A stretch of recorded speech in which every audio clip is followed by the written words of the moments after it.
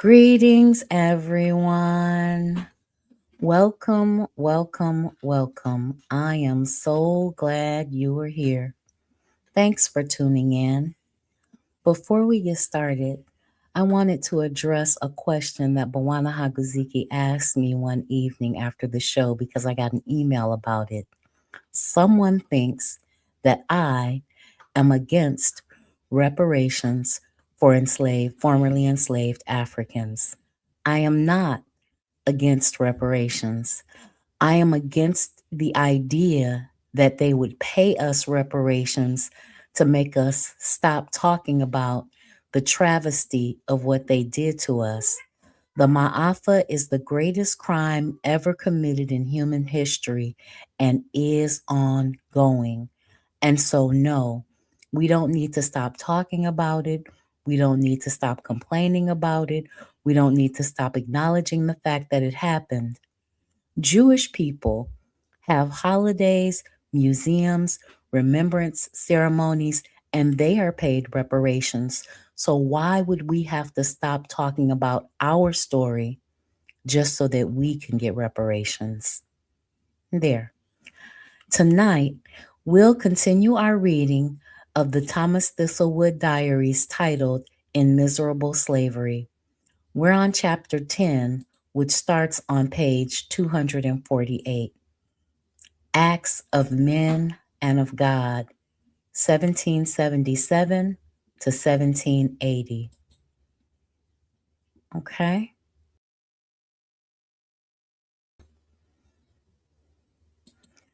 Introduction. Thistlewood's prosperity continued into these years, but soon misfortune was to strike first his family and then his farm. Mulatto John, his son, unhappily apprenticed, was apparently happily enrolled as a militiaman in the Free Black Company and was briefly involved in military exercises. Following in his father's style, he became, with tragic result, involved with a slave woman on the Old Hope estate. As the American War progressed, people in Jamaica, as in the other British Caribbean colonies, increasingly suffered shortages of food and other essential supplies. The war, as we would expect, interfered with the usual arrivals and departures of vessels from Britain. More importantly, it brought to a close the very important trade with the English colonies on the North American mainland. Under the laws governing British colonial trade and commerce, British colonies were permitted to trade only with the imperial territories and, most importantly, with Britain. That is an interesting point of fact. We should take that into consideration when we have our nation as we align trade agreements and set things up. American mainland colonists had built up a large commerce in the Caribbean by which the sugar producing island colonies of Britain were supplied with essential commodities such as lumber, which was scarce in colonies in which land was cleared for sugar planting, fish, especially the salted cod, flour, and grains. It was, said Byron Adam Edwards, not a traffic not a traffic calculated to answer the fantastic calls of vanity or to administer gratification to luxury or vice, but to furnish food for the hungry, referring especially to the slaves, and to furnish materials, scarcely less important than food, for supplying the planters in two capital objects, their buildings and packages, and for their sugar and rum. When the war ended with the independence of the United States of America, the British Caribbean colonists were legally required to cease all trade with the Americans who were now foreigners. The planters protested, and eventually a limited trade with the mainland was reintroduced in the 1790s. In the meantime, however, Jamaica suffered the lashings of five hurricanes in 1780, 1781, 1784, 85, and 86, and that of 1780, as Thistlewood tells us, was the most devastating. He suffered loss, but he and his slaves were better off than most others in Westmoreland. Throughout the island, thousands, most of whom were slaves, were said to have died as a consequence of shortages of food resulting from both the cutting of the American trade and the destruction of the provision grounds by the hurricanes. On the 1st of January, 1777, as was his annual practice, Thistlewood took stock of his possessions. He had 212 pounds sterling, 17 shillings, and 4.5 dittos in ready money. And Monsignors William Beckford and George Leslie and Blue Castle Estate together owed him about 60 pounds for slave labor. His debts were few: 18 pounds due to Mr. Cope for Phoebus hire in November, and small sums to Mr. Dobson, Mr. Panton's estate, and to Mr. Drummond, whose bill for over 17 pounds, presented in June, was monstrous extravagant. He had lent books to Monsignors Wilson and Hayward, and had borrowed from Hayward and Robertson. He owned 29 slaves, of whom 15 were, on January the 1st, working on the King's Road. In 1776, he had given out 252 tickets to those going off his property.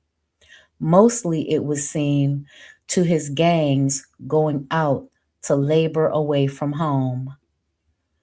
Of livestock, he listed 3 horses, 28 cattle of his own, and 2 he was pasturing for others, 45 sheep, 2 hogs, 13 geese, 4 Muscovy ducks, 13 turkeys, 19 dunghill fowls, 2 guinea fowls, 2 dogs, 3 cats, and 6 whistling ducks, supposedly tame, but always in the morass.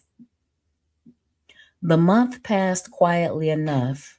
Mr. Myler, who had recently purchased the house and 3 acres of land which he occupied in the savannah for 600 pounds, contracted to employ Thistlewood's slaves. Thistlewood himself was uncomplaining of his health, save for a large persistent sore on his jaw where he had shaved the head of a boil, and was attentive to Fibber. Mulatto John was still with Mr. Hornby, but on Friday, January 31st, 1777, he writes, "This evening John come home and sulked behind the cook room that I might not see him, which however I did. He then told me that he had come with Egypt Davy in his canoe, which proved false, as Davy came accidentally the instant riding from the bay. Then he pretended that his master had given him tomorrow to work for himself, that he might feed himself." So John was lying to his father about the terms of his apprenticeship. Saturday, February the 1st, wrote to Mr. William Hornby by Thebe about John. For the time being, John submitted to the routine of his apprenticeship, but he seems to have looked forward to approved absences, such as when he went off to muster with the militia. As we shall see, John, perhaps, has good reason to be dissatisfied in the service of Mr. Hornby. Greetings, Anthony McPhail. Thanks so much for tuning in. I'm so glad you're here. Of Fibba, there was little important mention in 1777. Early in May, on an evening when Egypt Louis was at the pen, Thistlewood noted, "Suspect him and Fibba," but no more was said. Then at the end of June, Fibba was ill of a fever which was briefly alarming. Early in May, the ship Henry had arrived with the usual boxes and packages for Mr. Thistlewood and Fibba and John, and the housewomen Abba, Damsel, and Bess all got their pieces of cloth and other provisions. It was a quiet year, but nonetheless full of interest. On Sunday, February 16th, 1777, he writes, "Received a letter from William Muir, Esquire, of Saxham Estate in Hanover, with 3 plants of bamboo cane and a cutting of the coral tree.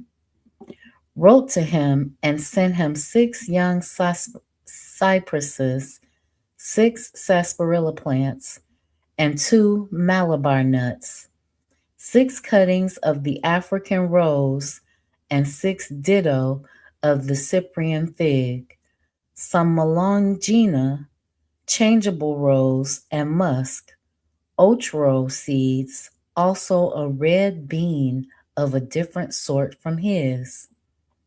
Planted the bamboo cane and coral tree in the garden. On Monday, March 3rd, Thistlewood received books and sundry papers bequeathed to him by the late Mr. William Palmels. On Sunday, March 16th, 1777, Strap, who was then employed as a driver, wants much to throw away Frankie now that she is with child by him.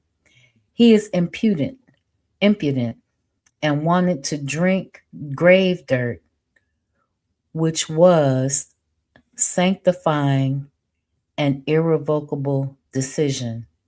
So he wanted to drink grave dirt today that he would not make it up with her. He keeps a girl at Egypt, it seems. So Strap, who was a driver, had laid up with Frankie, got her pregnant. Now he was trying to evoke an oath to not be with her because he had now decided to be with some young lady on the Egypt plantation. Frankie's child, a daughter, was born on June 2nd and died on June 3rd. Friday, May 2nd, 1777, in the evening, flogged Lincoln for disobedience in not fishing for me as I ordered him when the Negroes went to work at Millersfield, put him in the bilboes, and then flogged Dick for not bringing him to me but permitting him to stay with the others at Millersfield, although I had told him that Lincoln was not to go.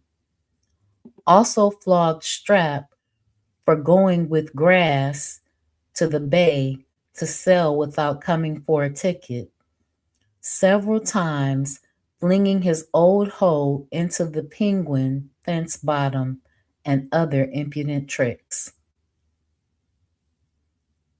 Next day was given to the Negroes, but Lincoln remained in the bilboes until Sunday evening when Egypt House Frankie begged for him.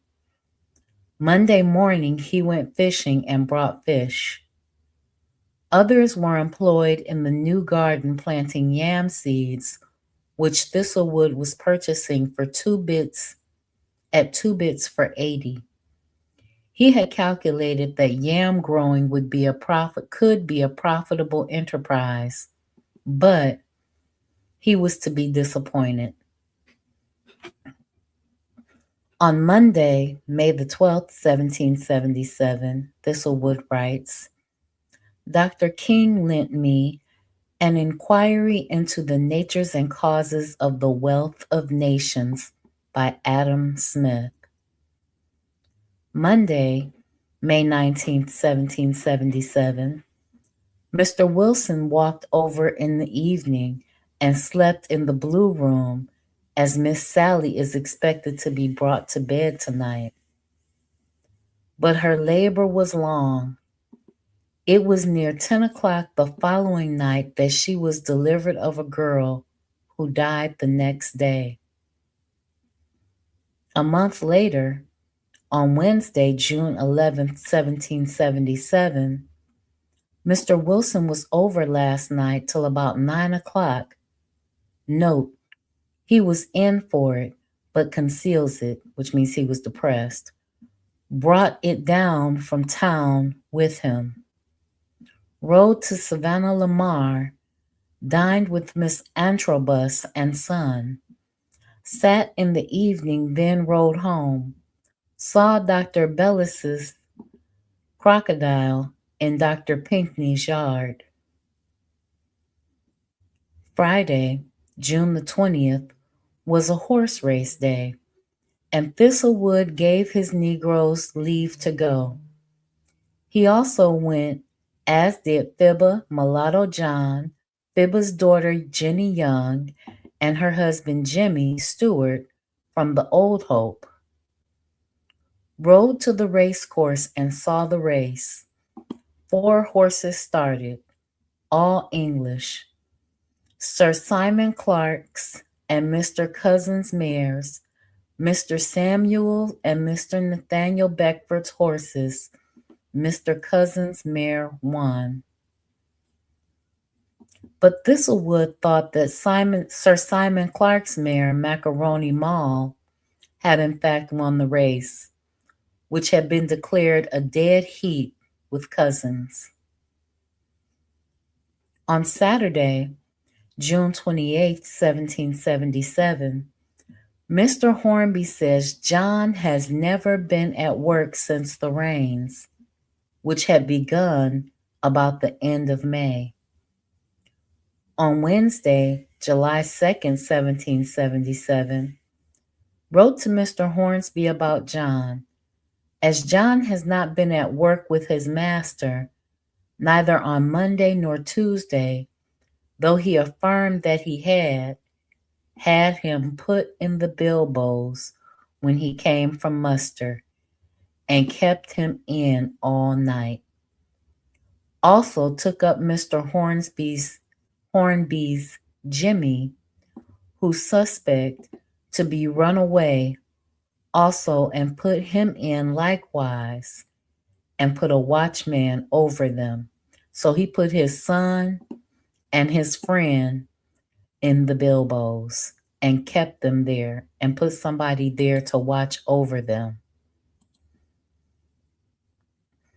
On Thursday, July 3rd, 1777, wrote to Mr.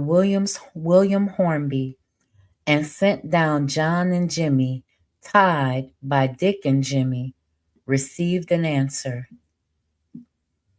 On Monday, August 1777, returned Dr. King Smith on the Wealth of Nation in 2 volumes, and lent him The Pilgrim in 2 volumes. He lent me An Essay on the History of Civil Society by Adam Ferguson, LL.D., Professor of Moral Philosophy at the University of Edinburgh. Also, The History of the Decline and Fall of the Roman Empire by Edward Gibbon, Esquire. Saturday, August 9th, 1777, it is said that cayenne pepper sprinkled on the floor of a room where people are going to dance, as soon as they begin to warm, it rises and has such an effect upon the women's thighs that it almost sets them mad and easy to be debauched. A wicked trick, if true. So cayenne pepper was supposed to arouse these women and make them easy to be taken advantage of.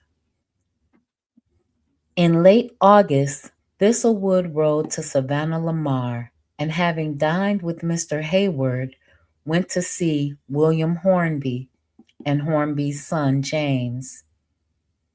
It was agreed that John Thistlewood would leave William Hornby and go to work learning his trade with James Hornby. As Mr. William Hornby for this month past has employed him only in cutting and carrying bushes, digging ditches, and now is gone to town. September and October were months of childbirth, child death, and illnesses among the slaves. In mid-September, Thistlewood's Phoebe, Jimmy's wife, was to be with child, and a few days later, Mr. Wilson's Clarissa was brought to the bed of a boy for Lincoln. Thistlewood's girl slave Lucy became ill in October. With what Thistlewood described as rheumatic pains or a crick in her neck, and is frequently convulsed. By mid-month, she was seemingly past recovery, and on Wednesday the 15th, she died at about 7:30 in the evening. Salon dug her grave, and Thistlewood was very sorry for her death indeed. After all, she had survived infancy. Still, her right place might be filled, for Phoebe was with child, and so too, in November, was Fanny. Late November, Abba's little Fibba had yaws, and so too did Joe. Earlier in the month, Thistlewood had undertaken a journey into the hills above Savannah Lamar. On Thursday, November 17th of 1777, Thistlewood writes, "This morning, after I had breakfast, I set out on the Prince horse and Jimmy with me on Mackie. Called in the Savannah for Mr. Robert Chambers, and we set out from thence at 8 a.m. Went slowly and got to Witter's about a quarter before 10, and to Mr. Hambersley's at Darlaston just at noon.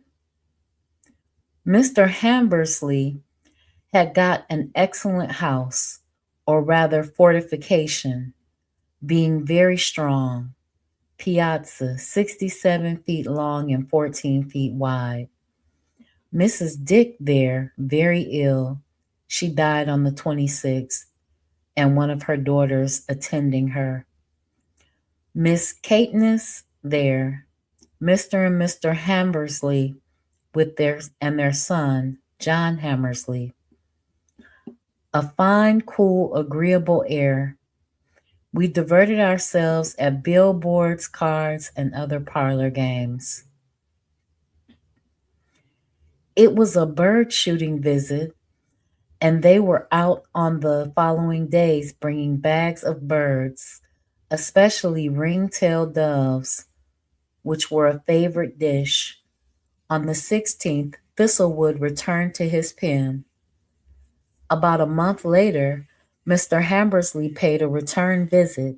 He stayed with Thistlewood, visited Hugh Wilson next door, who was recently reconciled with Miss Sally, who had earlier left him after a quarrel, and was entertained with a magic lantern show. His visit lasted 4 days. Among the slaves, it would seem that Strap might have had as much reason to complain as Frankie did. On Saturday, December 7th, 1777, flogged Frankie and Strap for disturbing me last night between 10 and 11 o'clock, quarreling about Caesar being catched by Strap in her room. They made a terrible uproar. So they were having a domestic dispute because she was laid up with another dude, and her man got mad, and they got so loud that they both got beat by the white man because of it. Also flogged Myrtilla and Nanny for almost killing themselves with eating cassava badly prepared, although they are well acquainted with it, by which means I lost their labor all yesterday, besides purges and vomits and the risk of losing them. So he also beat the slaves because they tried to apparently commit suicide. Greetings, Sister Ra, and the elders listening with you. Bawana Haguziki, greetings. KW Don 7, greetings. And greetings to you, Forecast. I'm so glad you all are here. Thank you so much for tuning in. We're on chapter 10 of Thomas Thistlewood's diary in Miserable Slavery, where he's recounting the events of 1777 through 1786. And he's talking about now how Frankie and who Strap, who was a driver, wanted to leave Frankie earlier in the story, but Thistlewood didn't necessarily let him do that because Strap had another woman on a different plantation and he wanted to leave Frankie. Um, but he didn't. And then Strap caught Frankie in bed with another man. But because they were fighting about it, Thistlewood beat them both.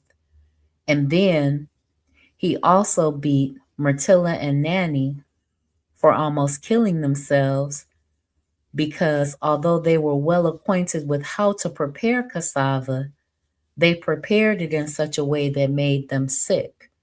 And so he beat them because they were getting ready to make him lose their labor, and he had to also spend money on their medical care. On Thursday, January the 29th, 1778, a report of 10,000 troops, Spanish troops, being arrived in Hispaniola. The news was the more disturbing because an inspection of the fort at Savannah Lamar in the previous month had found it in a very sad state of disrepair, with unserviceable guns, no powder, and lacking most of the basic needs such as a guard room, a new storehouse, a cistern, a hospital room, and barracks. For the time being, however, there seemed to be no fear of imminent attack. On January the 9th, Phoebe was delivered of her child, a girl. Early in February, Mr. Wilson's Clarissa died. She was greatly swelled about the stomach and is supposedly by Dr. Bell either to have eat dirt or swallowed the cane trash when chewing cane, which is spongy and indigestible. My Lincoln kept her. Miss Sally says Mr. Wilson beat her very much just before she died. So these enslaved people were committing acts of resistance and self-sabotage and suicide because they didn't want to be in their conditions anymore. Mr. Thistlewood's Negroes were employed felling, sawing, and chipping logwood and working in the gardens. Monday, February 23rd, Mr. Ballantine, who was the overseer over at Egypt, rode over and made a complaint of Fanny, Suki, and Bess beating Egypt's Flora, who was Quashiba's daughter, at Savannah Lamar yesterday. Flogged Suki and Bess, but Fanny's belly is too big at present, though she was chief in the fray. So Thistlewood had compassion when it came to his enslaved laborers, in regards to their being in the family way or pregnant and him not beating the baby out of them, which is an interesting purview into his consciousness because he recognized that the children were dying on the plantation. And so his profits were being buried in the on the other side of the provision grounds because he couldn't get them to have babies that lived and thrived. On the 25th, Thistlewood brought another slave, a woman named Mary, formerly belonging to Mr. Samuel Burton and now sold by the marshal for debt. He paid £39 10 shillings. Mary is of the Chamba country, about 20 years of age, pitted with the smallpox, and has had the yaws. Her ears are bored, tolerably black, with black mark under each eye, thus branded with Thomas Thistlewood's TT on an upside down triangle on each shoulder, but fairest on the left, and is about 4 foot 11 inches high. So these people were consistently short. We don't see any 6 foot tall enslaved people on his plantation. They were 5 foot, 5 foot 7, 4 foot 11. So he didn't have any extremely tall slaves on his plantation. Meantime, the social rounds had been followed. On February 14th, which was a Saturday, Thistlewood rode over to Sweet River and spent the day in the company of his first employer, Florentius Vassal, now an old man full of shaky reminiscences, but very clear in his views of the current struggle. He wishes the North Americans might beat the English, else they will be enslaved and ruled with a rod of iron. And next us, through though the Americans will never bear it long, as what army we can keep, there will never be able to keep in all an extent of 2,000 miles. So this old man was worried about the North Americans coming to take over the Caribbean. Vassal was exceedingly friendly. They conversed long and widely, and he offered Thistlewood land free of charge for life to settle on, or for a provision mountain, or for a garden on any of his properties. On Thursday, February 19th, 1778, rode to Mr. Wickstead's, the painter's, at the house on Mr. Foot's place near Smithfield. He showed me his portraits, very curious, especially Mr. and Mrs. Beckford and Captain Carling, Mr. and Mrs. Beckford and another, George Points Ricketts and his lady, Mr. George Inglis, Parson Poole, Jimmy Tomlinson, and others, a howling gang of Negroes behind them. On Wednesday, March the 19th, 1778, Mr. Cope's Cuffy, who's now called John Davis, who arrived yesterday at Savannah Lamar, played on the fiddle last night at Egypt, and the Misses Cope danced. On Breadnut Island Pen, there were now the now familiar sorts of notices. On Friday, April the 3rd, 1778, flogged Lincoln well, new marked on him on the right shoulder low, and put him in the bilboes, as he scarce brought any fish, and threatened, if I insisted on fish, that he would run away, and a great deal more impudence. Mr. Gooden's Monday at the pen wants to keep my Maria, I am told. Upon his application to me, I gave my consent. So Monday must have been a man that wanted to lay up with and copulate with Maria.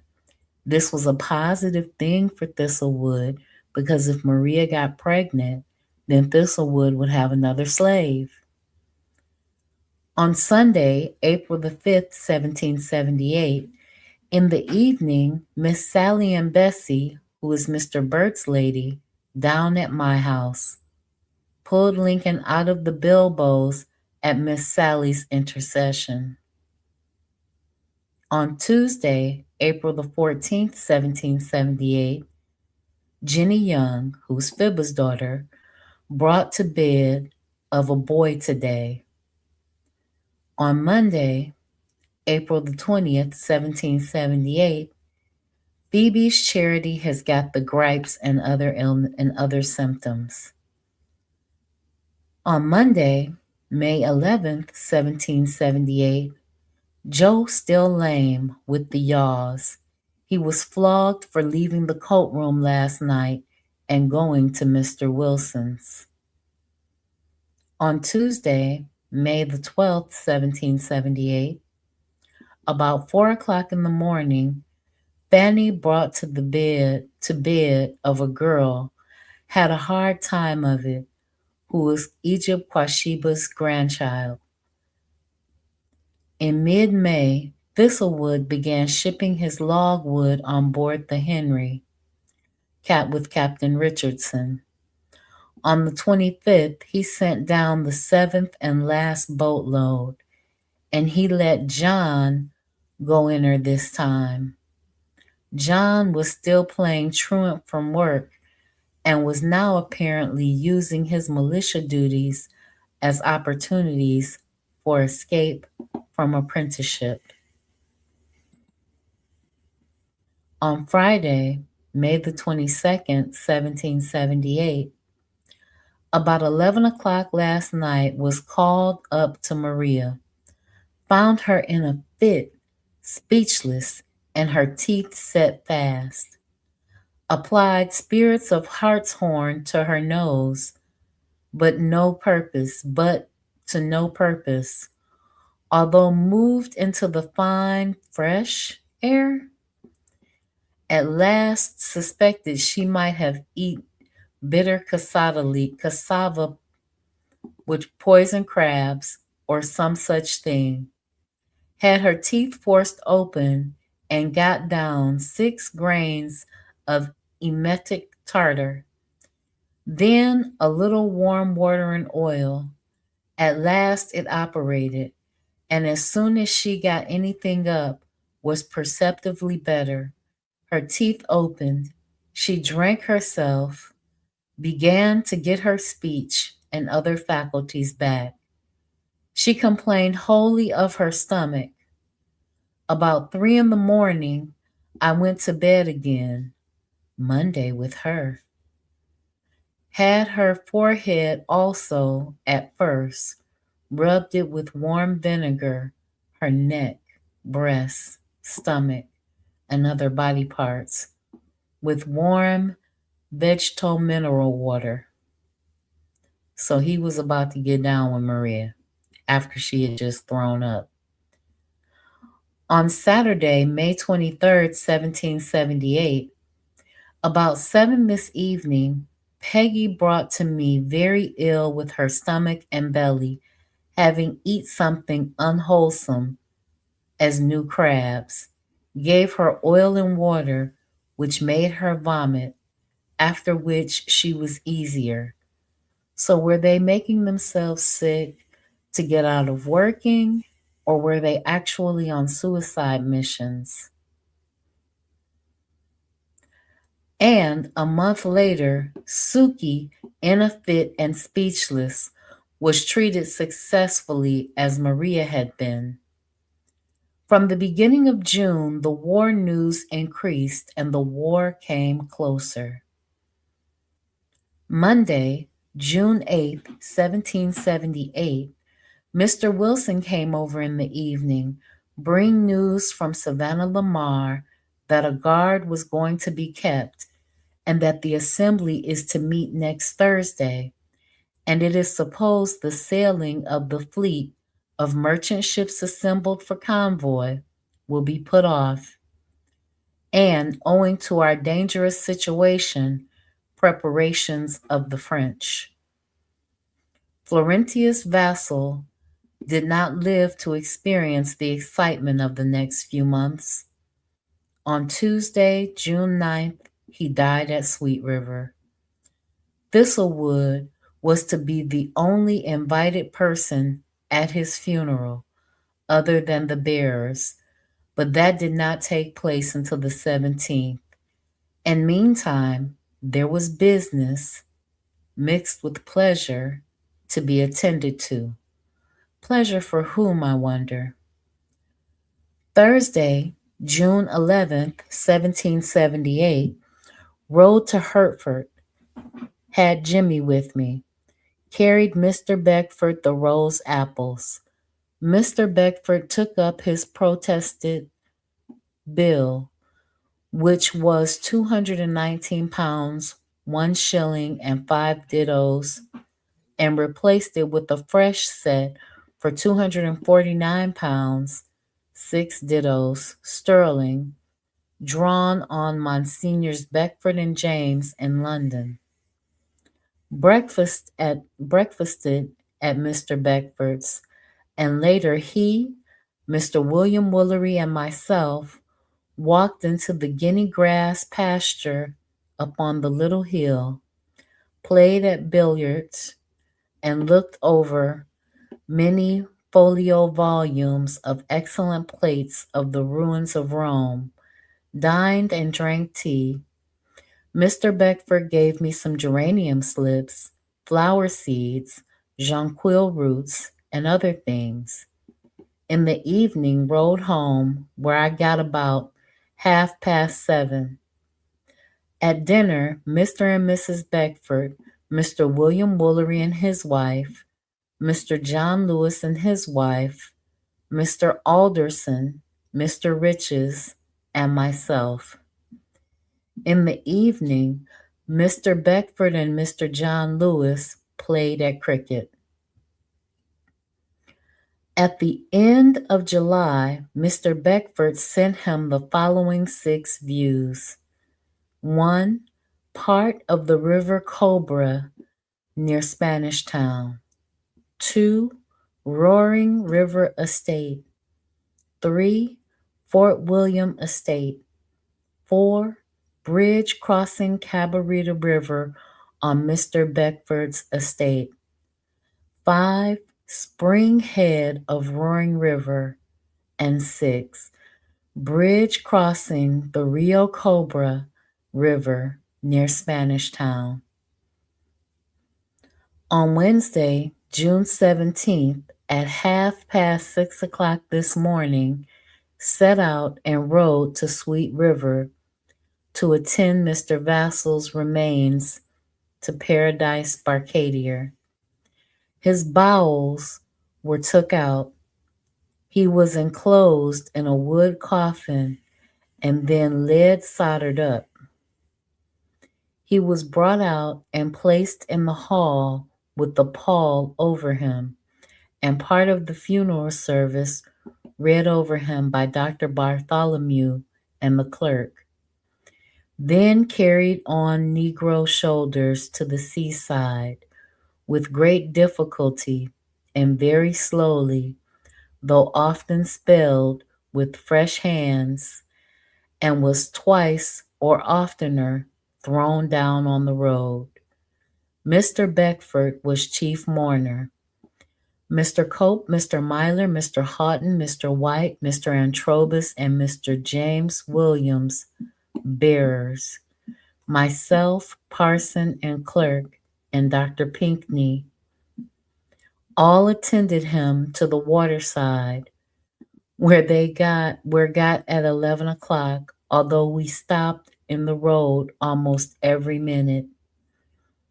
He was then put in another strong wooden coffin, immediately put in a boat, which directly set off for the shipping. He was 70 or more years of age, and as many minute guns were fired, his smell was very offensive, some defect being in the lead coffin. I had a pair of black gloves and a hat band given to me, being the only person invited who was not a bearer, and that by his own desire while living, Mr. Vassall was sent in the Fort William with Captain Anton. On Thursday, June 25th, the fleet sailed from Bluefields Bay. The next day, there was a general muster of troops and militia at Savannah Lamar. On Wednesday, July 1st, 1778, received note from Mr. James Hornby acquainting me that John has not been at work since Thursday last. Friday, July 3rd, 1778.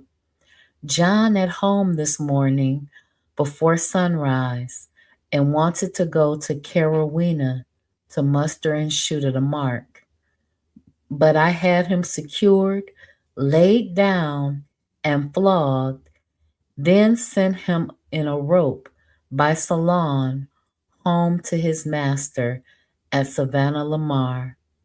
He is so sullen that he will not tell who harbors him. And on the same day in the evening, Nago Jenny died at Egypt. That was all he said.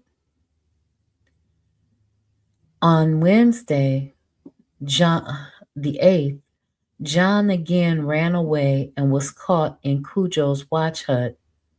Both were punished, and the next morning, John was bound and sent back to James Hornsby.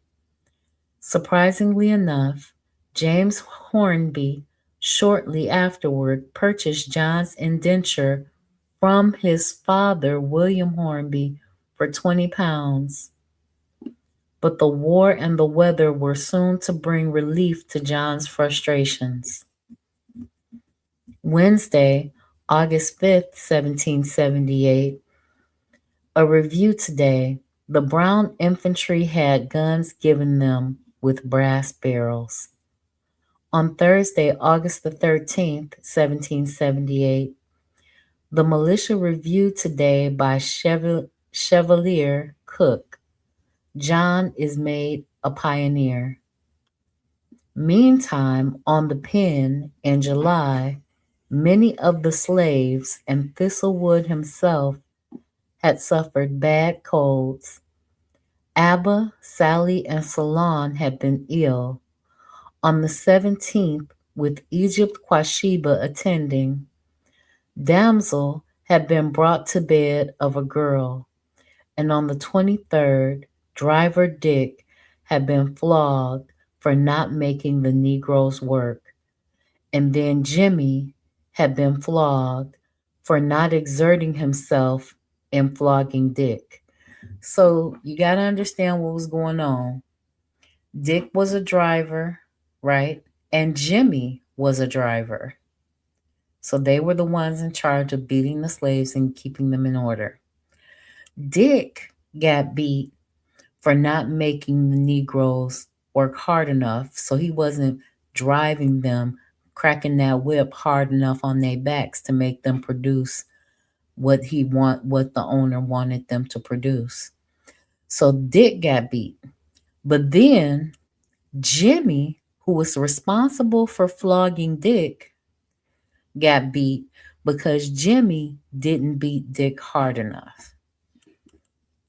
Early August, a man showing sleight of hand tricks, eating fire, and other amusements to near 200 people of both sexes above the stairs in Moses Menendez Montante's house, now rented by Mr. Kennedy, tavern keeper, In the height of the diversion, the floor fell down with him, 8 or 9 feet, to the great surprise and terror of everybody.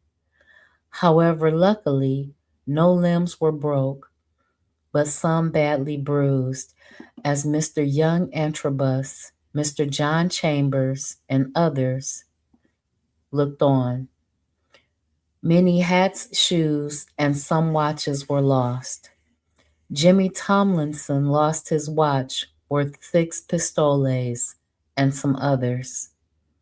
The showman made his escape and fled for fear, though no ways his fault. He is said to be now at Black River. A mulatto wench and a free Negro wench died in a few days after, occasioned by Mr. Donnet being drunk, had drove the Negroes out of the hall underneath just before it fell. Sunday, August 9th, 1778, bought a young horse of Egypt House Frankie, for which I paid her $12, 12 pounds sterling cash down. Salt River Smith, Charles, present. Advanced to Smith Charles 10 shillings to buy me a hog. On Friday, August the 14th, 1778, last night, about 10 o'clock, Joe left the coke room and went to the Negro houses, had him flogged, and on that day, another death. Mr. John Hartnell died about 4 p.m. at his house in Burnt Savannah of a putrid fever, aged about 30. Thistlewood attended the funeral and was a bearer. In early September, Thistlewood spent another few days at Mr. Ralph Hambersley's at Darlaston. It was 3.5 hours' ride from his house, and 3 hours and 20 minutes from Mr. Chambers in the Savannah. But it was sometimes risky to be abroad on horseback, especially in the town. On Wednesday, September the 9th, 1778, rode to Savannah Lamar, but returned to dinner, lest my horse should be pressed for the soldiers who set off for town, which was Kingston, tomorrow. Mr. Dobson sent his horse to my pasture that he might be out of their way. Martial law proclaimed in town last Friday, and an embargo laid on all ships and vessels, even to a plantain boat. Saturday, September 12th, 1778, met in the fort with lieutenants and gunners, and agreed to keep guard, a lieutenant and a gunner at a time, 2 days and 2 nights. Mr. Wardlow and Mr. Haldane take till Monday morning 9 o'clock. Mr. Alexander and Mr. Wickstead till Wednesday morning. Mr. Hayward and Mr. Fullerton till Friday morning. Myself and Mr. Stewart till Sunday morning. Then Mr. Dobson and Mr. Locke, his first lieutenant. No captain now that Captain Brown is gone. A trooper, Mr. Lyon, at my house in the evening, who showed me an order from the commander-in-chief to send an able-bodied Negro next Monday morning to Bullhead Pen with a bill, a hoe, an axe, basket, and 7 days' provisions to assist in putting up a building for the women and children in case of necessity. He sent Strap. Of the others, in September, Cujo had the Clap. Damsel, who had complained about her eyes at the end of August, was given eye water to bathe them as she has a film coming, and Bess and her husband Jimmy, a Moco Negro, quarreled.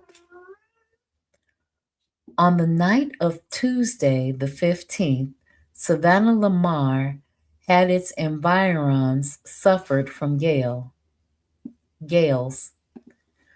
On Thistlewood's pen, the winds damaged his dwelling house, the cook room, the Negro houses, the sheds and animal pens, blew down his lightning rod, and uprooted trees and food crops.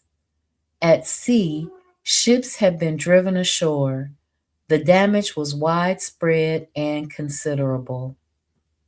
On Friday, September the 18th, 1778, we shall nearly have a famine, and indeed, at the end of the year, Thistlewood noted an expenditure of 231 bits on the purchase of corn.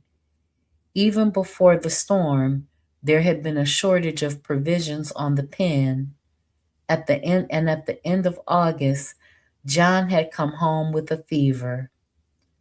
By being taken in the canoe all Saturday night fetching plantains from Parker's Bay. Later in the year, engaged in guard duties, helping his father to repair the damaged buildings and shooting wildfowl in the morass on weekends, John, for a time, found his life less oppressive. On Monday, September 21st, 1778, for 30 plantains, 2 bits. No bread to be had at Savannah Lamar.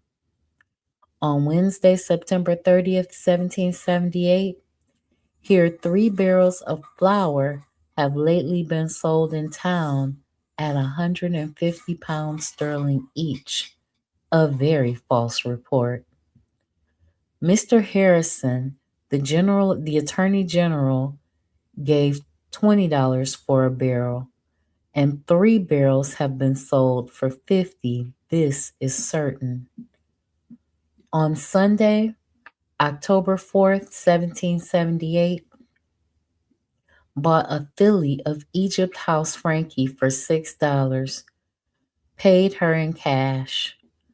So remember, enslaved people, right? Enslaved people had cash.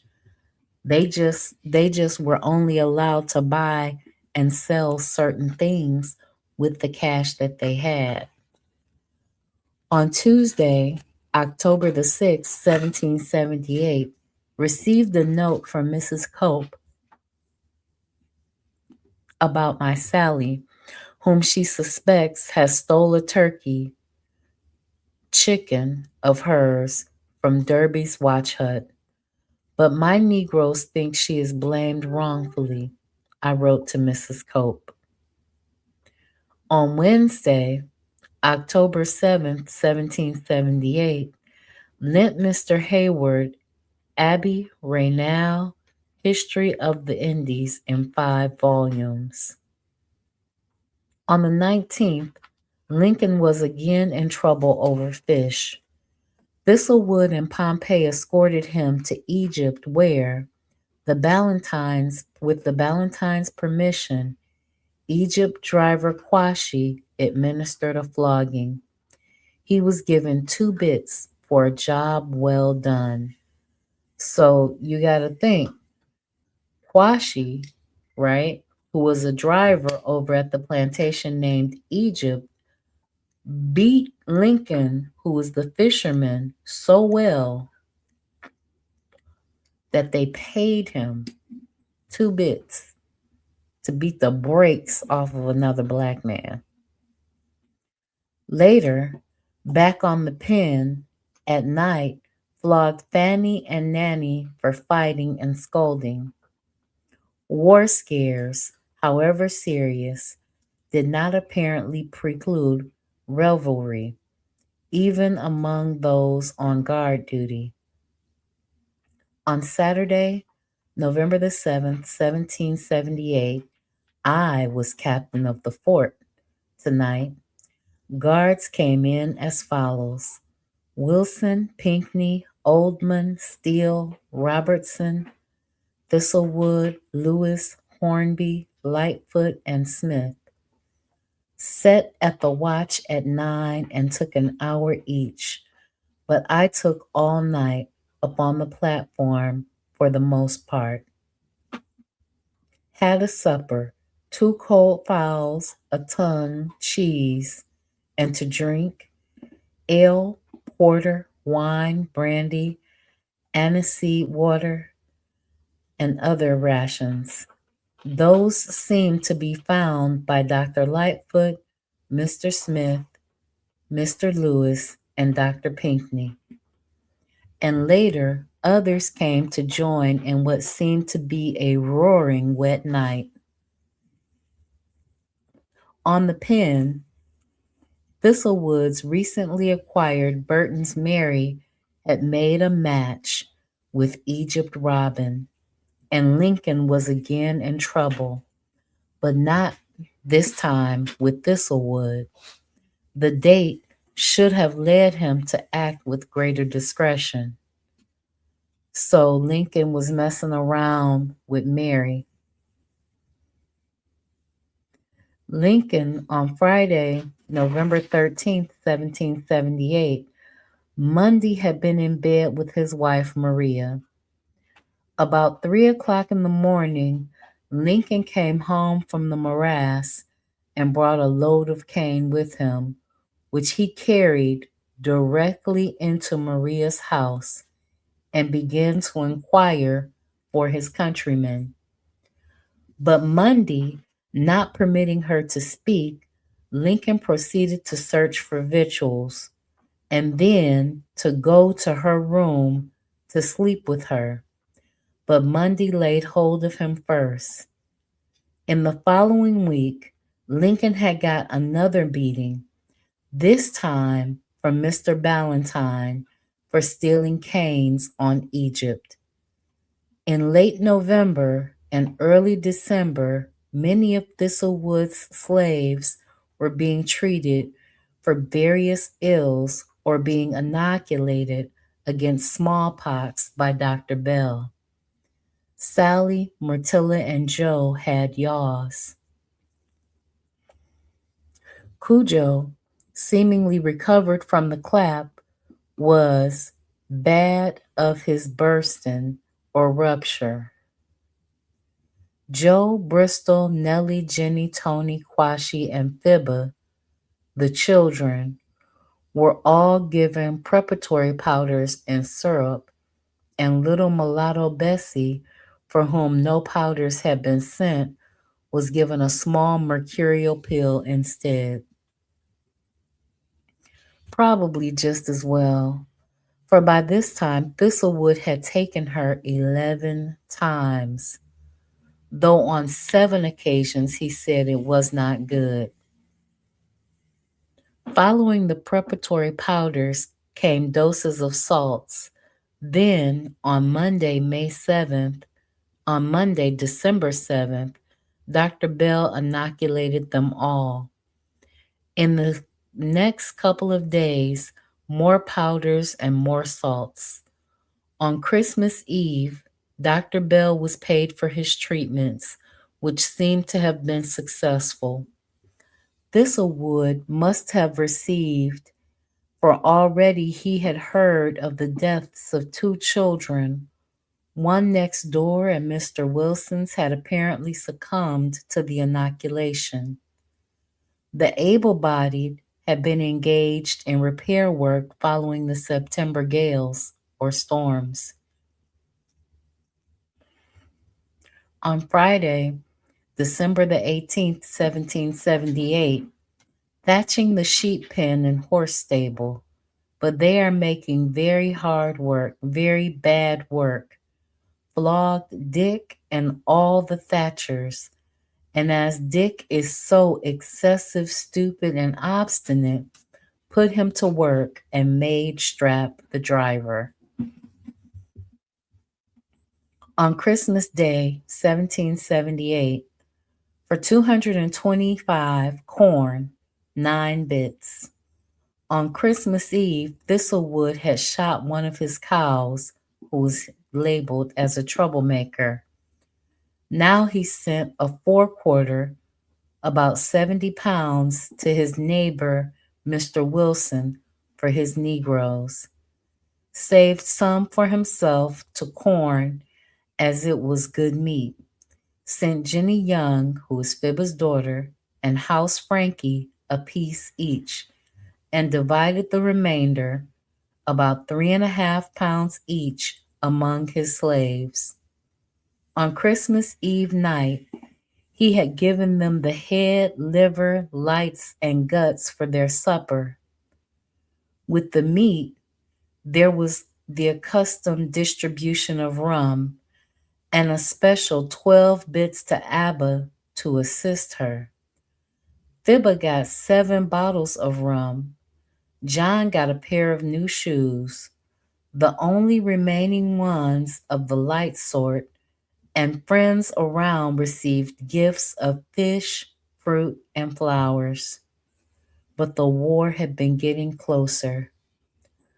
On Tuesday, December 8th, 1778, here the French, a few nights ago, caught 2 or 3 of Mr. Dorward's Negroes at the sea near Negril, and domestic problems were not yet resolved. On Tuesday, December 29th, 1778, received a note from Mr. James Hornby that John is not yet gone back to work. About 10 o'clock at night, Egypt Jack, Little Pompey, and Prince brought John. I got up and put him in the bilboes. Now remember, this is his black son he's punishing this way, his mulatto son.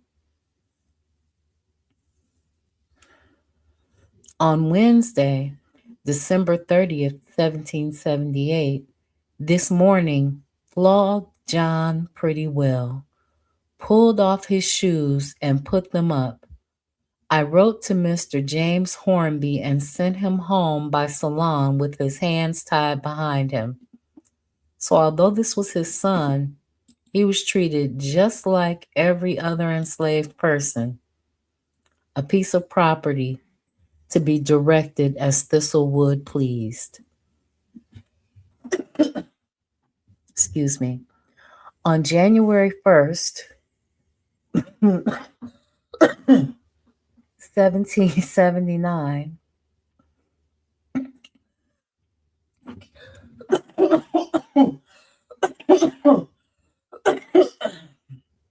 excuse me, Thistlewood listed ready money as 184 pounds. Thistlewood had spent more than usual buying provisions, and because of the time spent in logwood cutting and chipping, and in repairs to buildings, his slaves had earned him only 70 pounds for hired labor. Local sales of his pen's produce had earned him 1,352 bits, or about 42 pounds sterling, 5 shillings. The greatest earnings had come from the fruit and vegetables at 520 bits, wild fowl at 315 bits, domestic poultry and eggs at 301 bits, and honey 126 bits from a much reduced number of hives. 6 of his 13 stocks of bees had been lost by vermin, moths, maggots, and desertions. So even his bees were flying away.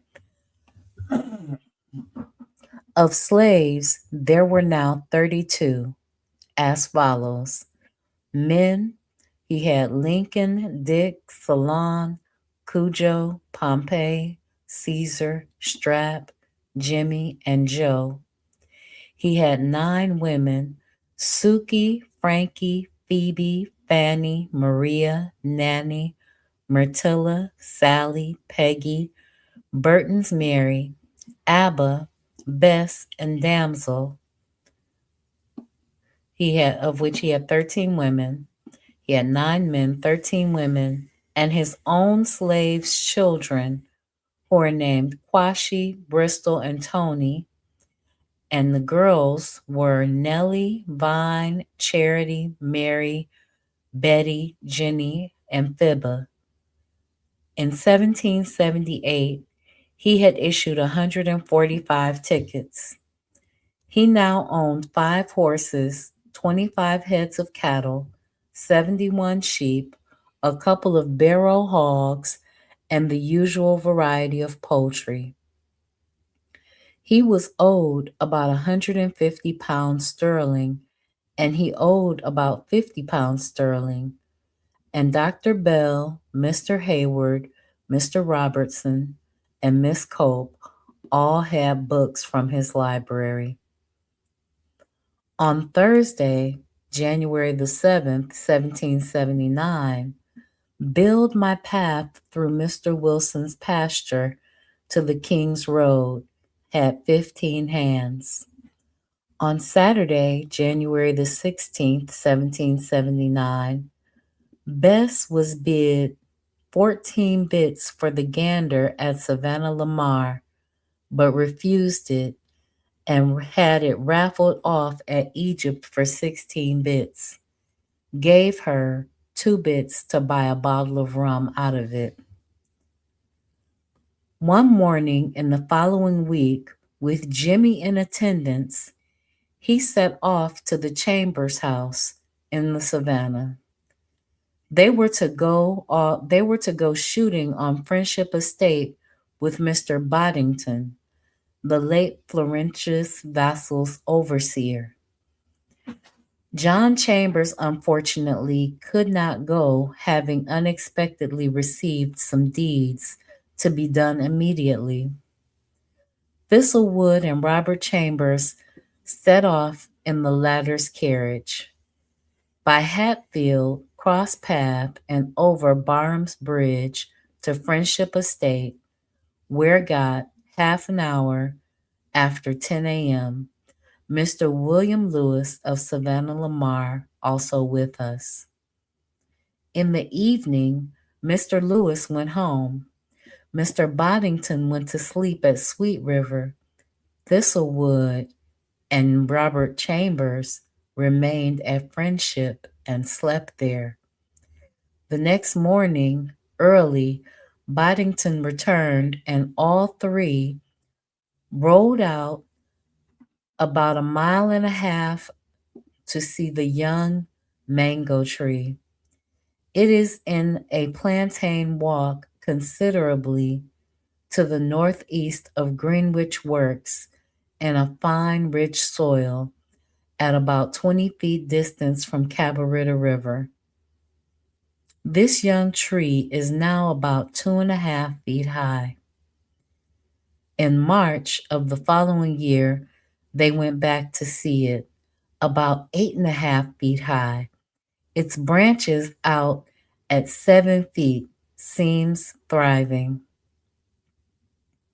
On Sunday, January the 24th, 1779, Myrtilla had a fit, but recovered in a little time. To Waterford for bleeding Myrtilla, 2 bits. Waterford gave me 2 grab catchers he shot, exceeding fine. Waterford was a slave from Egypt who was now often called on by Thistlewood when there was a bleeding to be performed.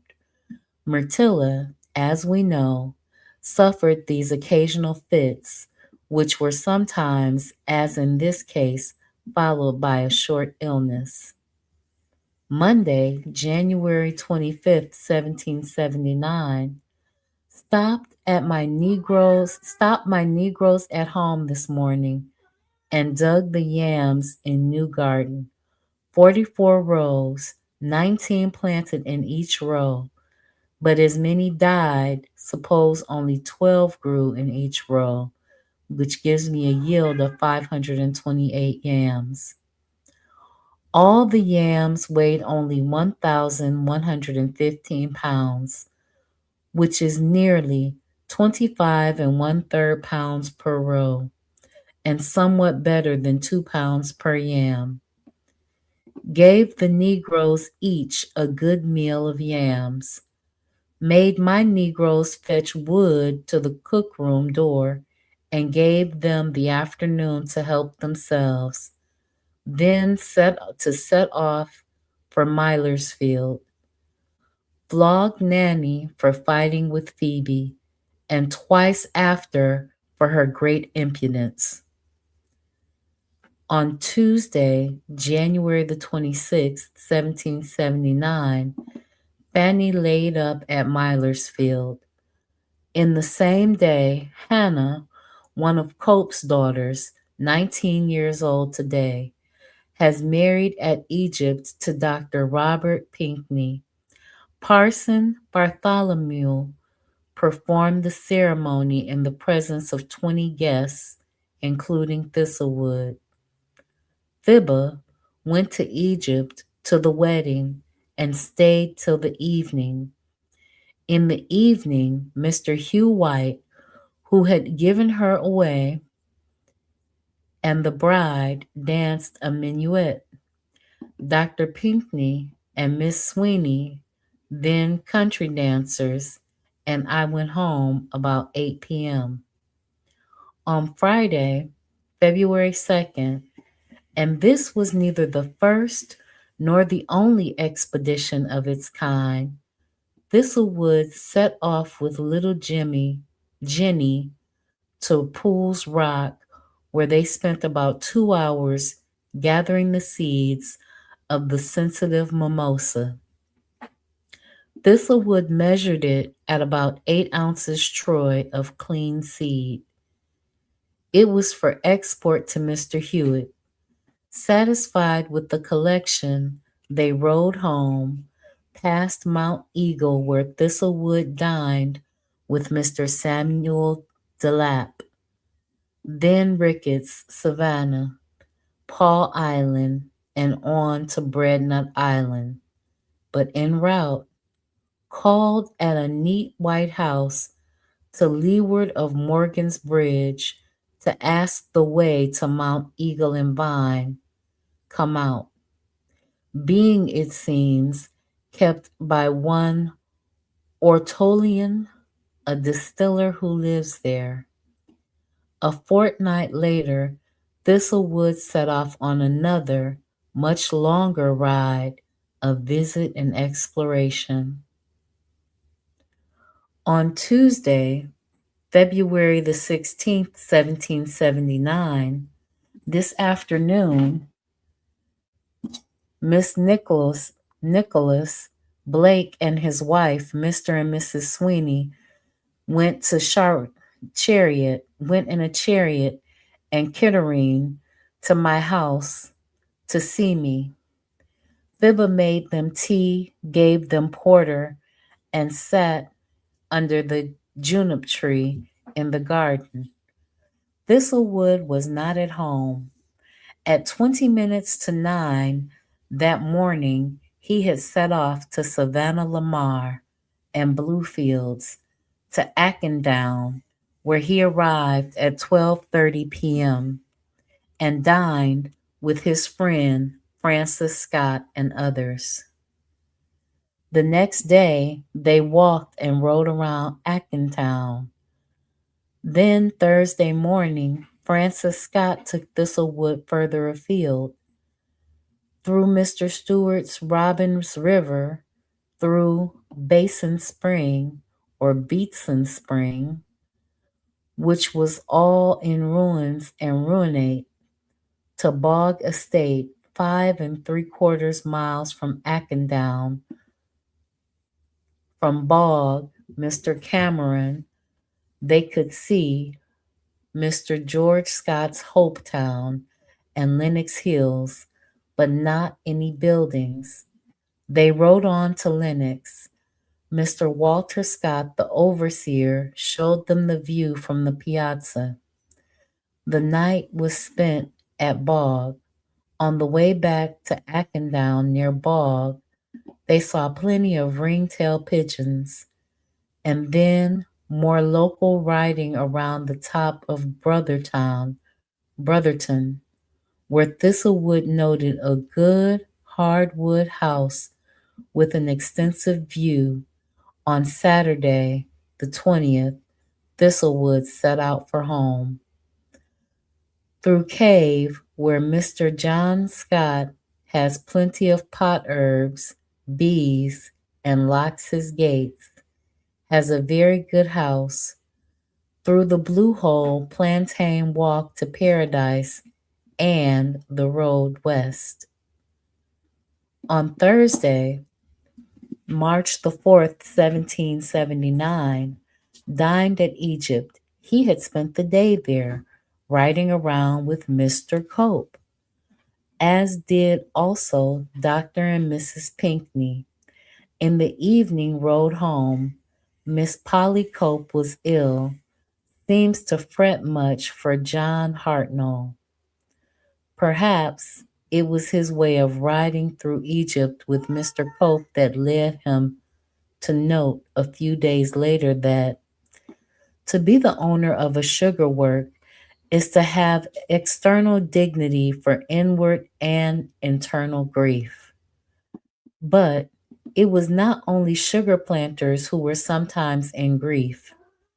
Mr. Wilson next door had borrowed money from Thistlewood, and in April he had lost his white employee. Now remember, they were supposed to have so many white employees for 30 black slaves, they were supposed to have one white employee. And Thistlewood, instead of hiring white people, he would just pay the tax. On Monday, April the 12th, 1779, today, Mr. Burt left Mr. Wilson and went for Hanover, where he intends to set up. Mr. Wilson and him parted good friends. This afternoon, suspect little mulatto Bessie and Mr. Wilson at his house. He must have wondered how it went, for he had already taken her 6 times that year, the last occasion a mere 3 days before, and each time had recorded it wasn't good. On Tuesday, April the 13th, 1779, Fibba gave me a calabash packy, curiously marked, sent her by driver Sam, who was Nanny's husband. So a calabash packy is a calabash gourd hollowed out with a lid made from the circular piece cut from the top when hollowing. On Monday, May 10th, 1779, about 10:30, heard firing out at sea. Went upstairs, as he was at Mr. Chambers' house in the Savannah, saw an engagement and 3 ships out at sea in a line with the ships in the harbor, the firing all over before 11. They proved part of the Cork fleet, with Nancy's captain Steele just took just off the harbor by a French privateer or French pirate. The other ships have no assistance to Nancy but ran away. The other ships gave no assistance to Nancy but ran away. The whole bay spectators of the engagement, and even those who did not see were in other ways made aware of war. Scarce any person has now any butter, none to be bought under 10 shillings per pound. During May, Thistlewood was busy with Mr. Boddington and others appraising Mr. Vassall's properties at Friendship and Sweet River. Mr. Clement Cook Clark, Mrs. Vassall's brother, had arrived from England on the 10th of May with Captain Watkins and one of those who had failed to go to the help of the captured Nancy. Also arrived with Captain Watkins was Mr. Foster's Betty, who soon after paid Fibba a visit. Mr. Boddington had shown Thistlewood a sheet of patent paper, 4 feet 5 inches long and 2 feet 6.5 inches wide, which Thistlewood obviously admired. On Friday, May 21st, 1779, Mr. Boddington gave me 2 black lead pencils and promises to send for 12 sheets of the large paper, he having a relation living with Sir Joshua Reynolds. The arrival of the Cork fleet seems to have at least temporarily allayed some of the food shortages. On Sunday, June 6th, House Frankie had sent Thistlewood some fresh butter, but during the next few days he went shopping. On Monday, June 7th, 1779, bought of Mr. John Monroe 2 half barrels mess pork, for which I paid £6 10 shillings. Bought of Monsignors Blake and Harrington 9 pounds of bacon at 1/3, which was equal to 11 shillings, 3 dittos. 2 pieces of Scotch Osnabrück, 250 yards, at 11.5 dittos per yard, which is equal to 12 pounds, 6 shillings, 3.5 dittos. A barrel of flour, 2 quarts of 7 pounds at 6 pounds, 2 shillings, 5.5 dittos. Bought of Mr. George Inglis 2 firkins of butter, 64 pounds and 65 pounds, which was equal to 129 pounds at 2 shillings each, which was equal to 2 pounds, 18 shillings, and no dittos. 2.5 barrels of mess beef at 6 pounds, 10 shillings, and no dittos. 3 loaves of Bristol single refined sugar, 26.75 pounds at 20 dittos per pound, which was equal to 2 pounds, 4 shillings, and 7 dittos. And from Samuel Webster, another 2 firkins of butter.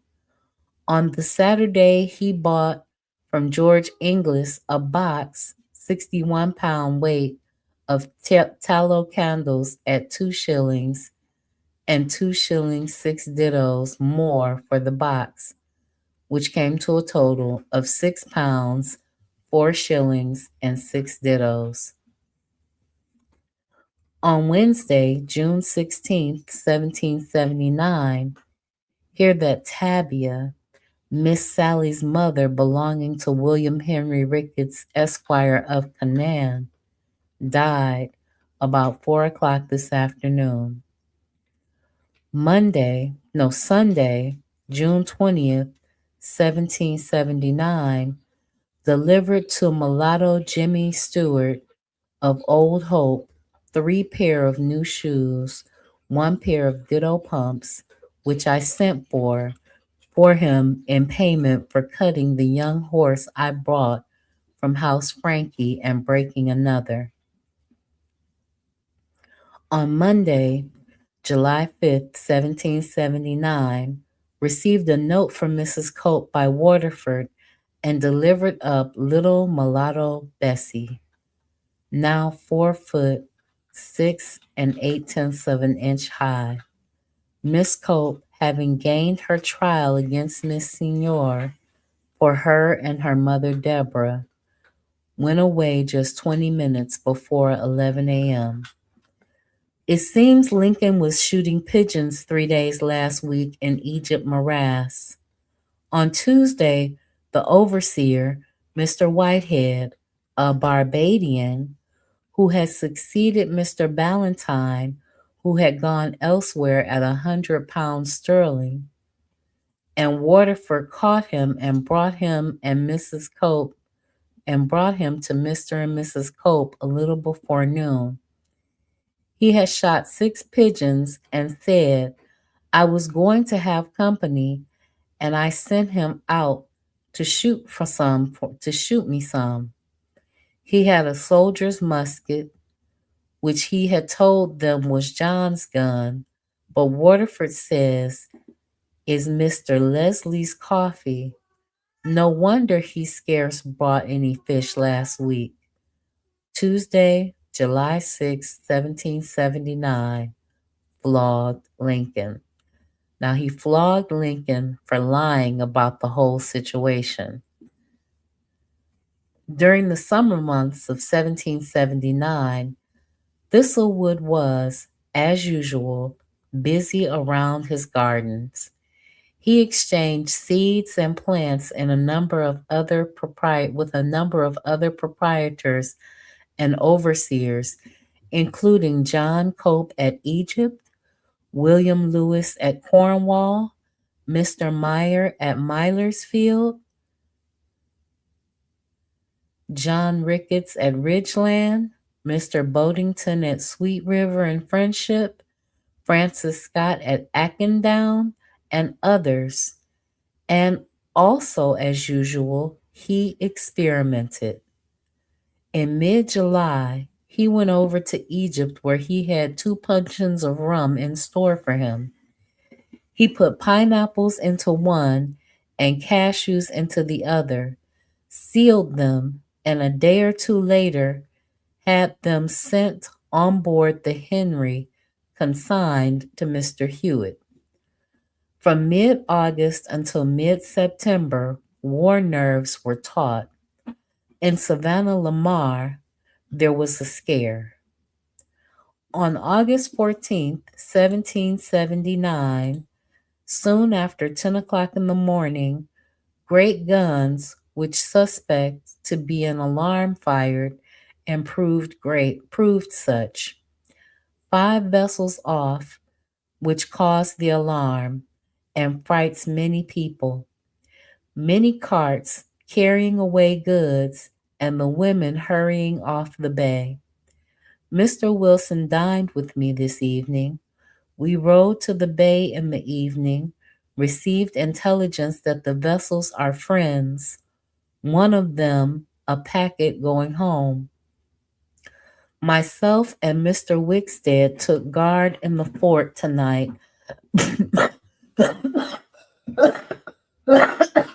by our own consent. Excuse me, I'm so sorry. But invasion was expected, and the troops had been ordered to move to Kingston. At the fort in Savannah Lamar, however, the duty guards again spent their watchful hours, noisily spirited by supplies brought them by Mr. Antrobus, who sat drinking with them till nearly 3 o'clock in the morning. It makes you wonder if this Antrobus character had any type of ulterior motive for drinking with them late into the night. On Sunday, August the 15th, 1779, about 2 p.m., John set out for Savannah Lamar to be ready to set off for town. I gave him 32 bits, and Frankie gave him $1. Gave him a memorandum book and black lead pencil. He had his red coat and 3 suits of clothes in his knapsack, also 3 bits worth of bread. On Monday, August 16th, 1779, Mr. Cope slept at Smithfield last night and set out for town today.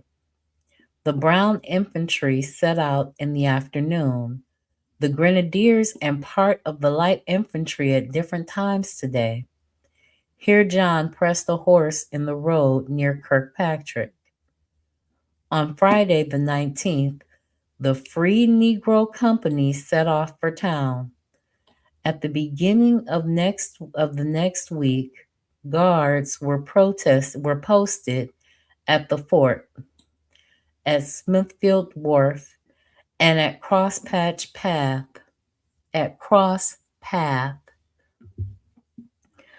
about 2 p.m. on Tuesday the 24th. Mr. Donnet, Salt River overseer, a trooper, arrived in a great fright, announcing that 5 French ships of the line had been battering Black River and had landed 400 men who were upon full march down into Westmoreland. This he had from Mr. French. An enormous confusion followed, terror, especially amongst the few white women remaining and the Negroes. But again, it was a false alarm. There had been 2 small French privateers, one of which had been taken by a packet coming from Pensacola, and 15 prisoners were brought to the Savannah Lamar fort. 10 French, 4 Spaniards, 1 Italian, and a Curaçao Negro. The other privateer had escaped along the coast. On Wednesday, August the 25th, 1779, it is said the expense at headquarters is now 3,000 per day. By letters from town, the French are expected before Sunday next. Friday, August the 27th, 1779, in the morning received a note from John, dated Old Harbor, August 23rd, by Mr. Leslie's Billy. The next morning, another note from John. Thistlewood replied on Monday the 30th. Saturday, September the 4th, 1779, received a letter from John of the 30th August date. Cut off and gave Fibba 8 yards of brown osnabrig to make 2 pairs of breeches for John. On Monday, September 6, 1779, wrote to John by Salt River, Cumberland, and sent him 20 shillings in silver, a pair of new shoes, 2 pairs of stockings, 2 pair of Osnaburg breeches, unmade up and not having time. Gave Cumberland 4 bits for himself. Meantime, at the fort, the guards were still much occupied. There was a wagger of a half-dozen claret between Dr. Gardner and Mr. Ramsay about the correct spelling for the number 14. Gardner said it was Forteen. Ramsay said it's Fourteen. On Thursday the 16th, the troops came back from town. The expected invasion had not materialized. John, who had been encamped at Longville Park, east of Kingston, got home that evening. They had set out from Longville at 10 a.m. on Monday morning. On the 21st, he went back to Mr. Hornby's. At the fort, perhaps, now in celebration of danger escaped, the Fusiliers were on guard. Mr. Joseph Carowina's captain, Billy Williams, who was a lieutenant, Billy Williams and Lieutenant John Graham and others, they supplied. On Tuesday, September the 22nd, 1779, at supper, Joe Williams, Billy Williams, and John Graham, Little Billy Lewis, Mr. Dobson, Dr. Lightfoot, and the two other captains, and myself were very merry.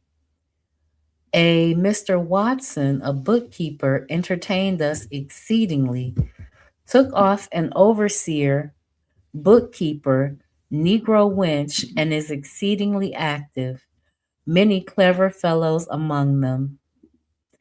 For Thistlewood slaves, the time of tension brought problems which had little to do with war.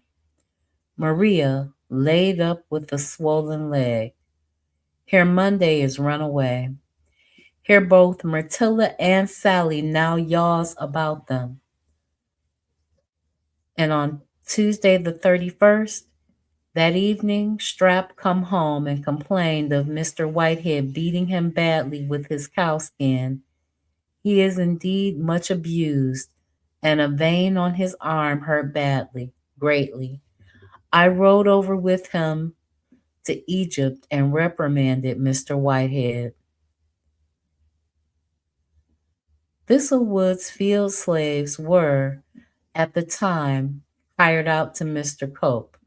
By early October, Thistlewood writes, my Negroes seemed quite weary of Egypt, complained very much of Mr. Whitehead. But the work there did not end until November the 5th. Sunday, September the 26th, 1779, reprimanded Fibba for permitting John to sleep in the cook room and Negro house. Saturday, October 16th, 1779, John at home and two of Mr. Hornsby's Negroes assisting him to make two gates, one for Olive Tree Ground, the other for enclosure west from Home Garden, gave Pump and Jack each 2 bits. At work, also on Breadnut Island in late October and early November, was Mulatto Suki Crookshank, a daughter of previous Egypt employee Crookshank and Egypt Myrtilla. She was an Egypt house slave employed in sewing. Thistlewood paid Mrs. Cope 7 shillings, 6 dittos a week for her services with the needle, and paid her in person at a higher rate for other satisfaction. Come, Mulatto Suki, in the bed, gave her $1 on Thursday, November 18th, 1779. In the garden stood several alligator or avocado pear trees. Some were laden with fruit, and one tree was raided.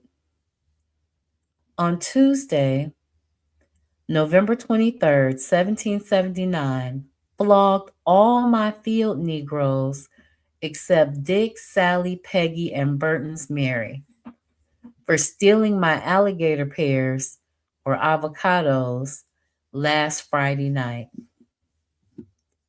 On Monday, November the 23rd, 29th, 1779, here a French picaroon carried off 8 or 9 of Mr. John Dorward's Negroes last week. On Monday, December 6th, 1779, between 10 and 11 a.m., Dick and Strap brought home Suki, speechless and senseless in a fit, put her in a cool, airy place, chafed her temples and wrists with warm vinegar and water applied, hartshorn, and spirit of sal ammoniac with a quick lime to her nose, and at about 12:30, Mr. Wilson bled her, but she would not bleed and had scarce any perceptible pulse. Rubbed her legs well with a cloth dipped in warm water, and gave her some burnt wine with a little cinnamon in it. a little of which got down.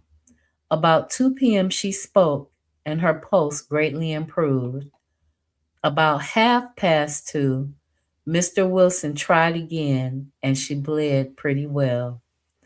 Soon after, gave her more burnt wine and a mercury pill.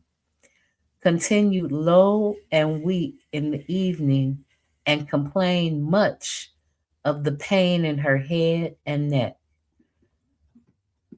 But she recovered.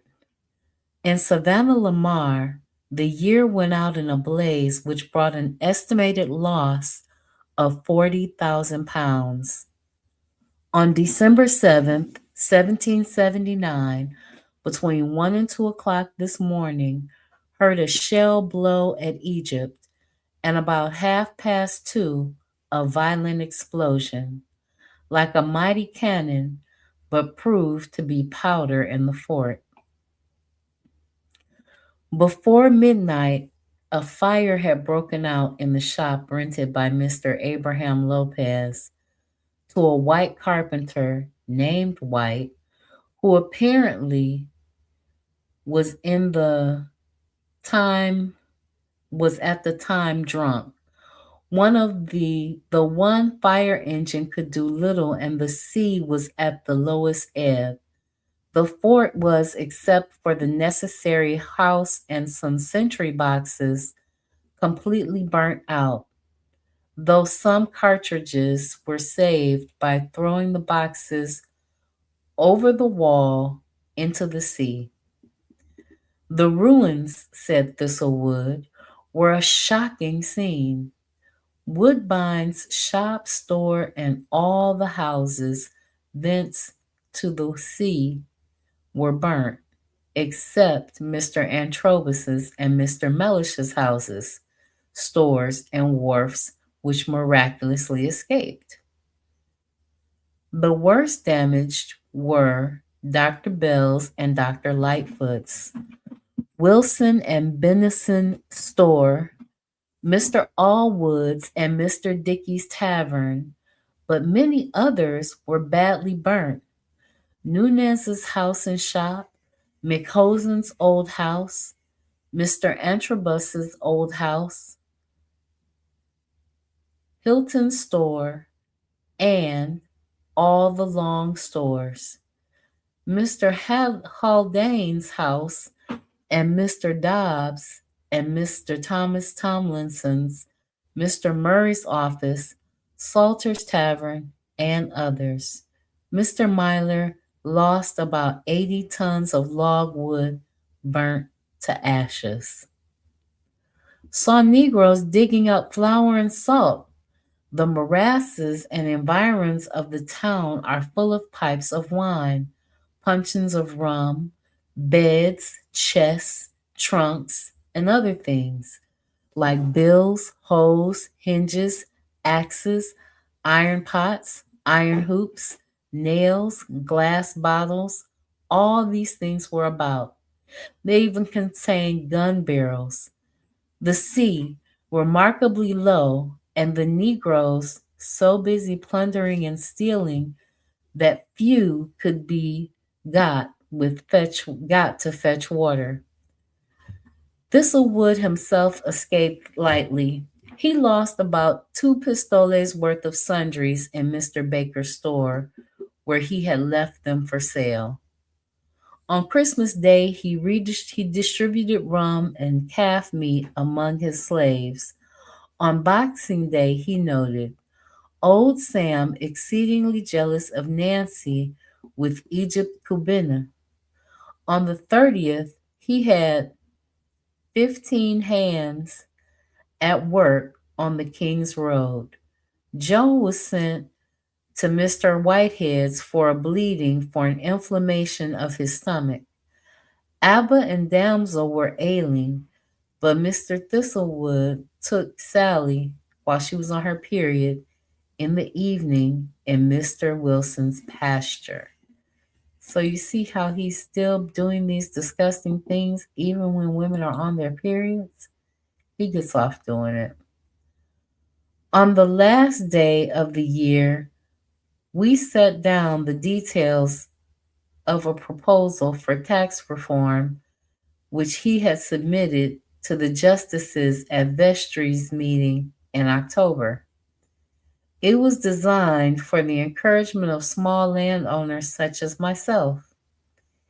Each landowner should be allowed, free of tax, 6 acres for each slave and 3 acres for each head of large stock in his possession. Beyond that acreage, he should pay 1 shilling per acre, more particularly to encourage small settlers and new beginners. Properties of less than 100 acres should be altogether exempt from tax, and those over 100 but under 300 should pay 3 dittos per annum rather than just 1 shilling. There should be large penalties for faulty giving in or delinquency in payments, and the land of those who did not pay should revert to the crown. Disasters notwithstanding, it had been a good year for Mr. Thistlewood. Local sales of pen produce had yielded 1,929 bits, or 60 shillings, 60 pounds, 5 shillings, and 7.5 dittos. To that total, sales of fruit and vegetables had contributed 636 bits, veal 548, wildfowl 377, honey and beeswax candles 162, and small amounts of mutton, poultry, and eggs, pork, and starch. Hired slave labor that had yielded about 150 pounds with payment yet to come for work on the King's Road. On Saturday, January 1st, 1780, he listed 306 pounds, 10 shillings, 10 dittos in ready move-in and ready money, 32 pounds sterling and 10 shillings, owed him by Francis Scott, and about 70 pounds sterling to his favor in account with Mr. Hewitt in London. He owed Mr. Boddington £1, 7 shillings, 6 dittos for brandy and his neighbor, Mr. Wilson, for 38 days Negro labor. He now had slaves, horses, 26 cattle, 72 sheep, and poultry.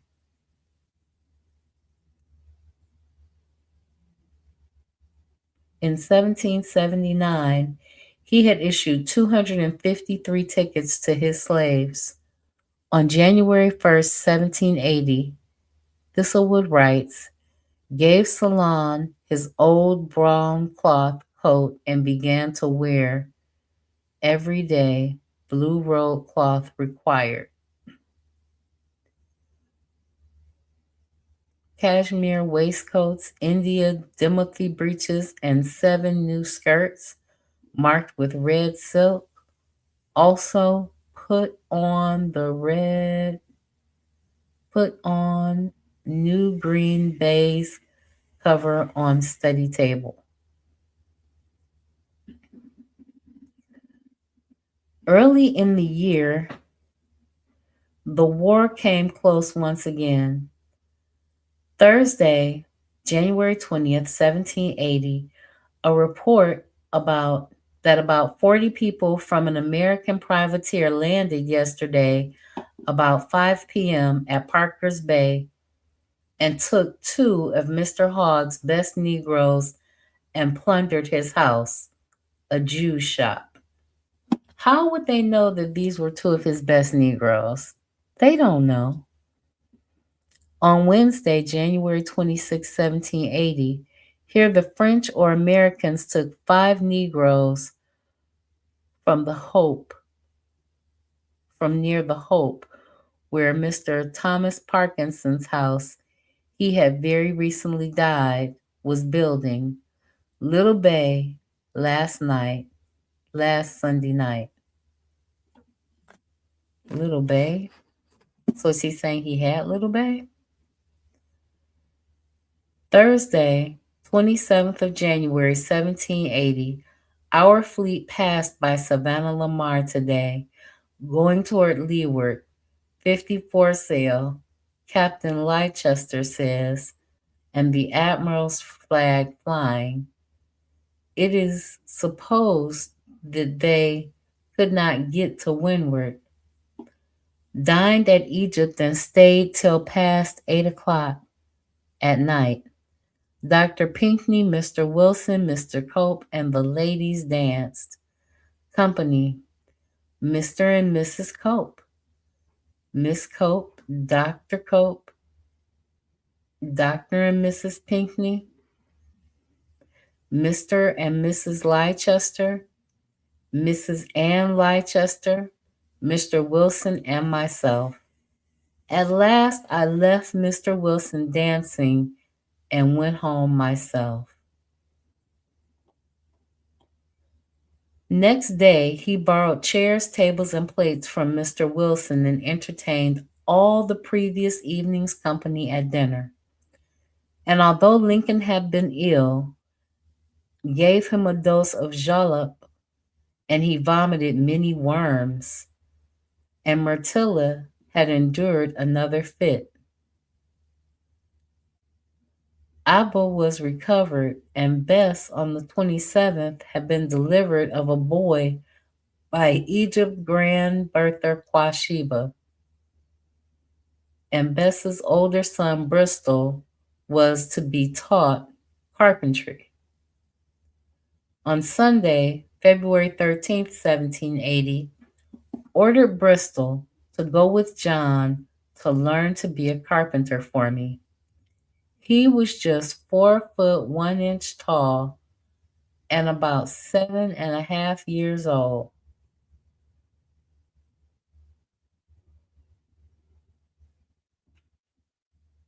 Mm, mm. All right, let's go back a little bit. Order Bristol to go with John to learn to be a carpenter for me. He is just 4 foot 1 inch high and about 7.5 years old.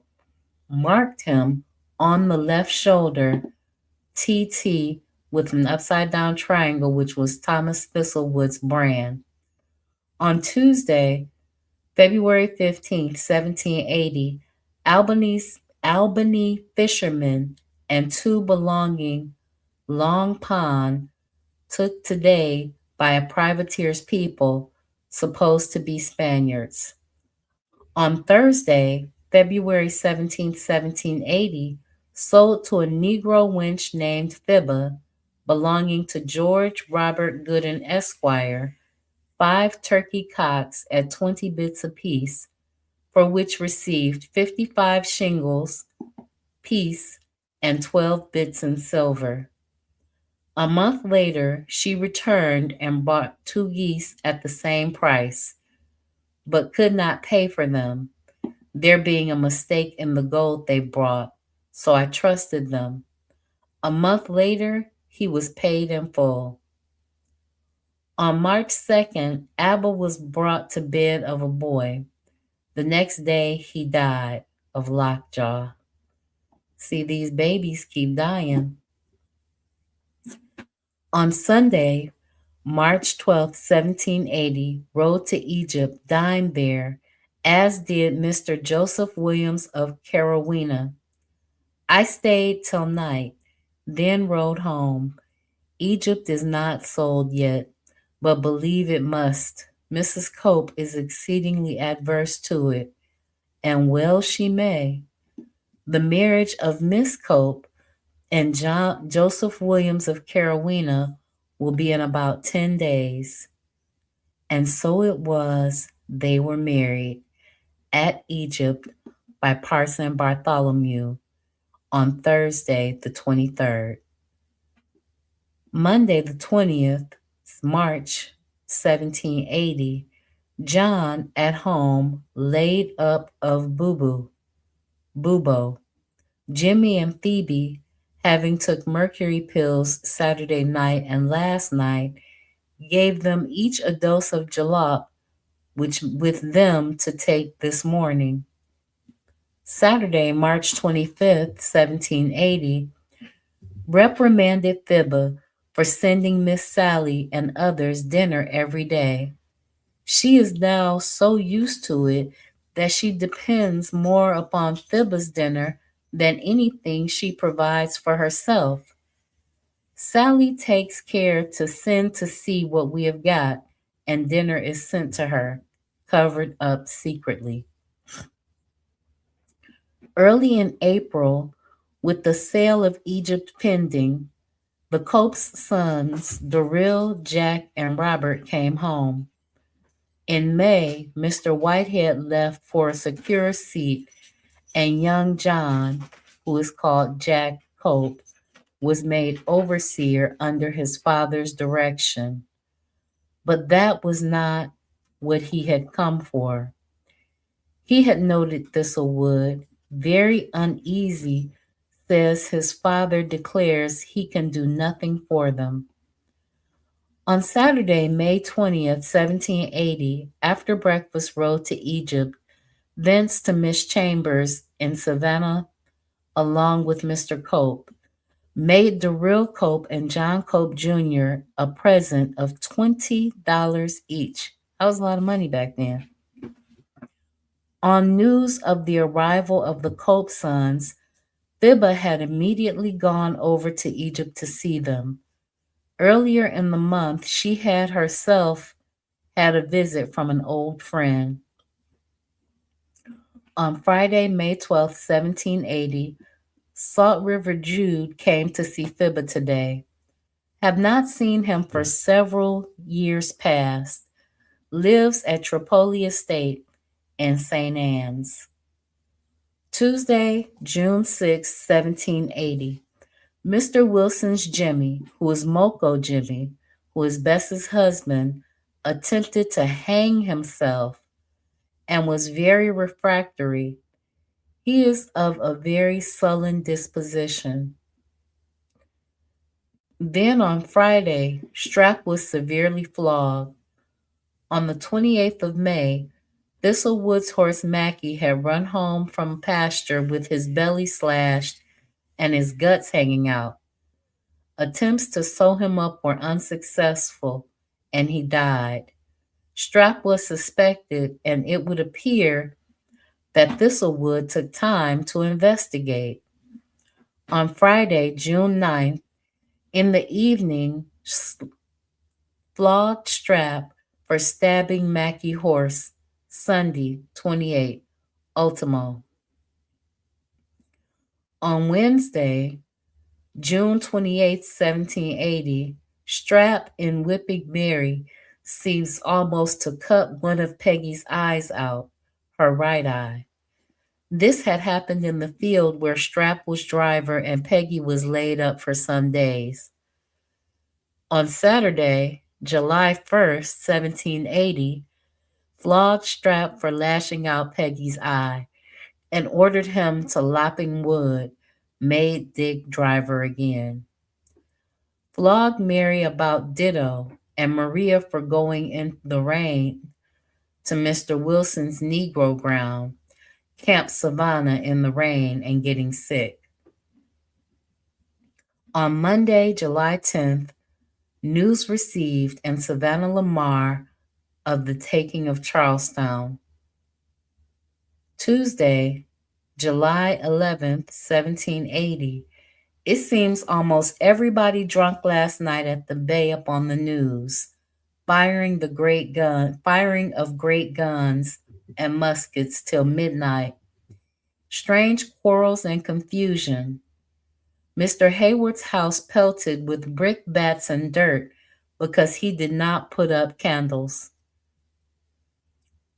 Whatever Mr. Hayward's sympathies, he had recently been very ill, but clearly there was some in Savannah Lamar whose support of the British in America was at best lukewarm. Colonel and Honorable Custos John Cope could not have been one of those, but he had closer, pressing concerns. On the afternoon of July 17th, John Cope and Thistlewood had dined at Carolina in the company of Mr. and Mrs. Joseph Williams, Dr. Pinckney, but not Mrs. Pinckney, Mr. Benjamin William Blake, and Billy Hughes. Then, early the next morning, Mr. Cope and Mr. Cope and Thistlewood had set out for Mr. Hambersley's at Darlaston. Mr. Cope had a piece of land in that area, and they had gone to select a site for a great house, which Thistlewood laid out. The place was to be called Perthenon, after Mr. Cope's birthplace. Pertheron, though shown in a survey map of 1890, is known today as Valletta. From the house site, Mr. Hamberley's house lay southwest at 84 degrees and Mr. Lewis Wales northwest at 75 degrees. The land contained 10 acres of provisions and about 6.25 acres more of cleared land around the great house site. Fine springs of good water in his provision ground at the foot of the mountain. But it would be a social come down for the Copeses to move from sugar planting in the lowlands to farming in the mountains. On Thursday, August the 8th, he received a present from Mr. Nicholas. The detail and conduct of the American War under Generals Gage, Howe, Burgoyne, and Vice Admiral Lord Howe. A good example of the speed with which publications in Britain were acquired by readers in Jamaica shows that this book was written in London in 1780. So in August of that year, he was getting the title. On Sunday, August 13th, 1780, rode into the Savannah, called at the Free School, Mr. Dixon's, and saw his new set of maps, the world and quarters exceeding good ones. These were maps of 1772 and subsequent date. On Monday, August 14th, Cujo and Pompey were watchmen on the pen. Lincoln was fisherman. Dick, Jimmy, Strap, Caesar, Fanny, Nanny, Sally, Peggy, Myrtilla, Phoebe, Mary, who belonged to Burton, Maria, Frankie, and Suki were all employed at Egypt, so he had leased out a slave that had been leased to him. Salon, with a swollen testicle, was weeding asparagus beds in the garden. Abba, Bess, Damsel, and Joe were at the house. The younger slaves were about the various light tasks.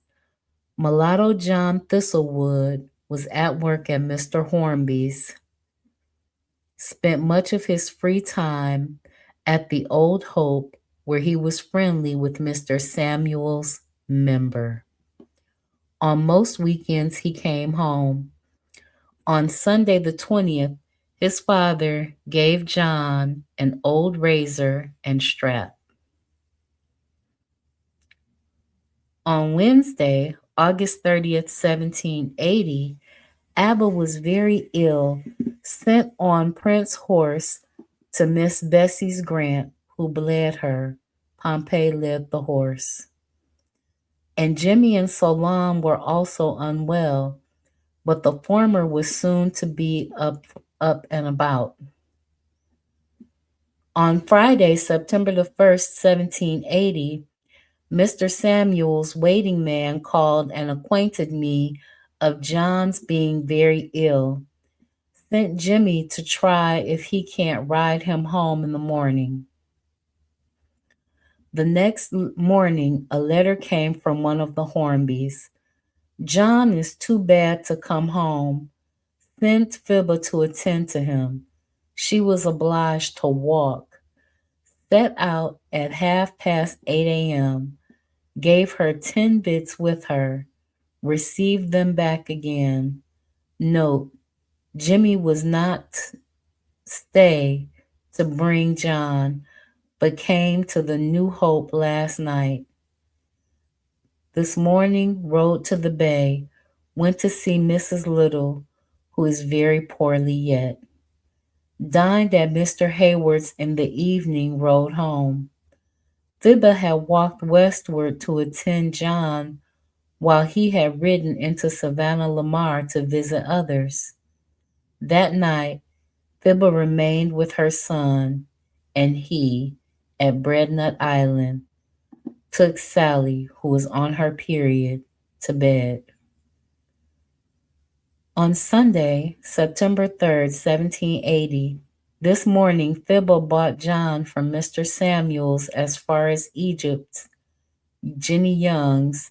In the evening, I rode over to see him, and when I returned, sent by Pompey, a wax candle and 7 grains of James's powder.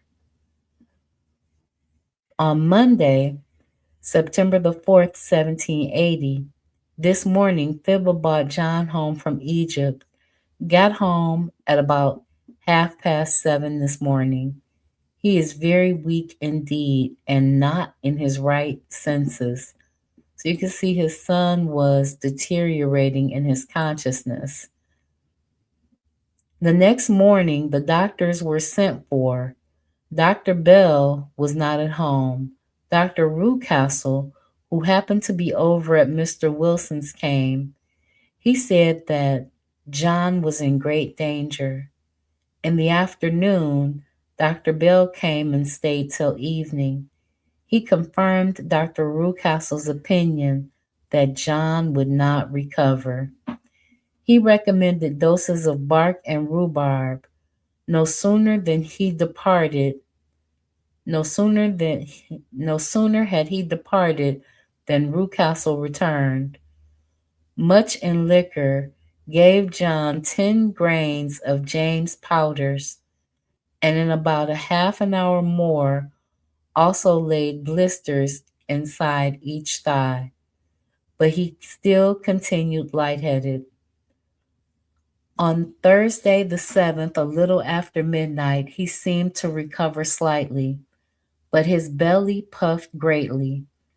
Then they gave him a glister which brought away with a great quantity of putrid blood. A little before 5, 8 or 10 minutes in the morning, he died, burning with the fever. He was born the 29th of April, 1760, between 8 and 9 a.m. So he was about 21 years old. He was buried on the same day, a little after sunset, in the old garden between the pimento tree and the bee houses. The service was read by Mr. Thomas Mordiner. The casket bearers were Daniel McDonald, carpenter, Dickie Perrin, carpenter, Billy Townshend, tailor, Dickie Watkins, carpenter, William Snow, carpenter, and Edmund Moore, boatman. These were also probably the mulatto children. These were either enslaved people or the mulatto children of other enslaved people. Others present were George Durant and John Oldmose, carpenters, Mrs. Brown, who had attended him in the last 2 days, Miss Bessie Bowen, Jimmy Stewart, and young Jenny, House Frankie, Egypt Suki Crookshanks, Little Member, Lopez's Member, Jenny Graham, and Daphne and her daughter Jenny, Young Jenny stayed with her mother over the following 2 weeks. There was much speculation about the cause of John's death, but it seems likely that he was poisoned. As John's nails turned black, Fibba and several others suggest that he had been poisoned down to leeward through jealousy or spite, with powdered grass or some other matter. Mr. Samuel's Negro postilion or coachman named Port Royal suspected. His intestines were torn in pieces also. On Friday, September the 15th, 1780, received a note from messengers Wilson and Benison acquainting me that John is indebted £7 to them for a piece of fine printed linen and a woman's hat. Saturday, September 16th, 1780, the Jew constable Isaacs told me John was about 40 shillings in his debt for bread, cheese, saltfish, and potatoes, which he trusted him when about the cookhouse. On Monday, the 25th, Thistlewood and Fibba were visited by Mr. Samuel's member. She was kept by a mulatto brother of Mr. Samuel's. But John, it seems, got great with her and gave her the hat and linen as we are informed, but she stiffly denies it. However, she seems to think John was poisoned by Port Royal because he had left his house. John apparently used to eat in Port Royal's house and share his food with him. But as soon as he went to Member's house, Port Royal turned his horse out of the stable and rode out o' nights and showed his spite in everything he could. Dr. Bell, however, thought otherwise. He said John had died of putrid fever. On Sunday, December 10th, 1780, that afternoon, Lincoln and Abba got to fighting in the cook room and hurt Fibba's arm in endeavoring to part them. Put Lincoln in the bilboes for a while, but at the entreaty of Jimmy Stewart, let him out. On Sunday, October the 1st, Mrs. Blake says John Roden's mother lives at the cross, is kept by a Negro man, and has several mulatto children. The evening of Monday the 2nd was gloomy, dark, and dismal in the south. The sea roared prodigiously, and the weather looked very wild. On Tuesday morning, it rained heavily. At about 1 p.m., as soon as he had finished his dinner, Thistlewood went up on the hill east of his house to see how it looked. But the strong wind drove him back, and he decided to rope round the south end of the horse stable. But the rope, although strong, went like a cobweb. Soon the garden fence went down. The hardwood post snaps as nothing. Then the breadnut tree by Pompey's hut was blown over. Thistlewood ordered all fires to be extinguished and all his slaves into the hall of his house as the safest place I had. The move was just in time. The Negro houses and trees were blown apart. Terrible flashes of lightning and roars of thunder, the air being darkened with leaves and limbs of trees, which flew with great violence. Pouring rain flooded his garden with waves of water. Between 4 and 5 p.m., the cook room, storehouse, fowl house, horse stable, sheep house, bee houses, garden house, and even the necessary house were blown in bits and pieces quite a way over the hill into the morass. Then my dwelling house began to go, and about sunset, a little before 6 p.m., the wind coming to the south, or rather westward of the south, then being then I think at its height, and raging with the utmost violence and irresistible fury, tore in pieces the remainder of my house, dispersing it in different ways. The hurricane continued until midnight. Next morning, he took in stock, a small part of Nanny's house, and one wall of John's room in the main house, where he and the slaves had stood all night in the rain, which came like small shot, alone remained standing. Many of his sheep were dead or dying. He let the slaves eat them. The external face of the earth, so much altered, scarce know where I am. Not a blade of grass, nor leaf left, or tree, shrub, or bush. The face of the earth looks as it does at home in winter after a week's black frost. The morasses and beds of logwood appear as if fire had passed through them, and those trees are that are left standing have all their limbs broke off.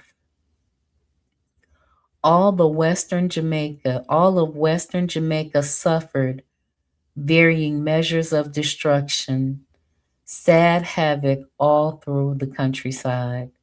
The water was polluted, roads were impassable, and stench was in the air. In Savannah Lamar, after the hurricane, whites and blacks about the bay, pirates, thieves, and plunderers. Mr. Woodbine says there perished in the hurricane at the bay about 70 whites and at least as many people of color and blacks as make up 500. He kept the best account of anybody. Dr. Samuel John Lightfoot, William Antrobus Jr., Mr. Hollister, Arthur Hornsby, Indian Sarah, Nancy Russell, who was Miss Say's mother, and her mother, Old Nanny Hen or Blue, all among the dead. And the justices of the peace had written to Vice Admiral Sir Peter Parker asking for a sloop of war to afford us protection from any evil designs of our slaves, who were at the time exceedingly turbulent and daring, well knowing a number of inhabitants had perished in the storm, and almost all of our arms and ammunition were destroyed.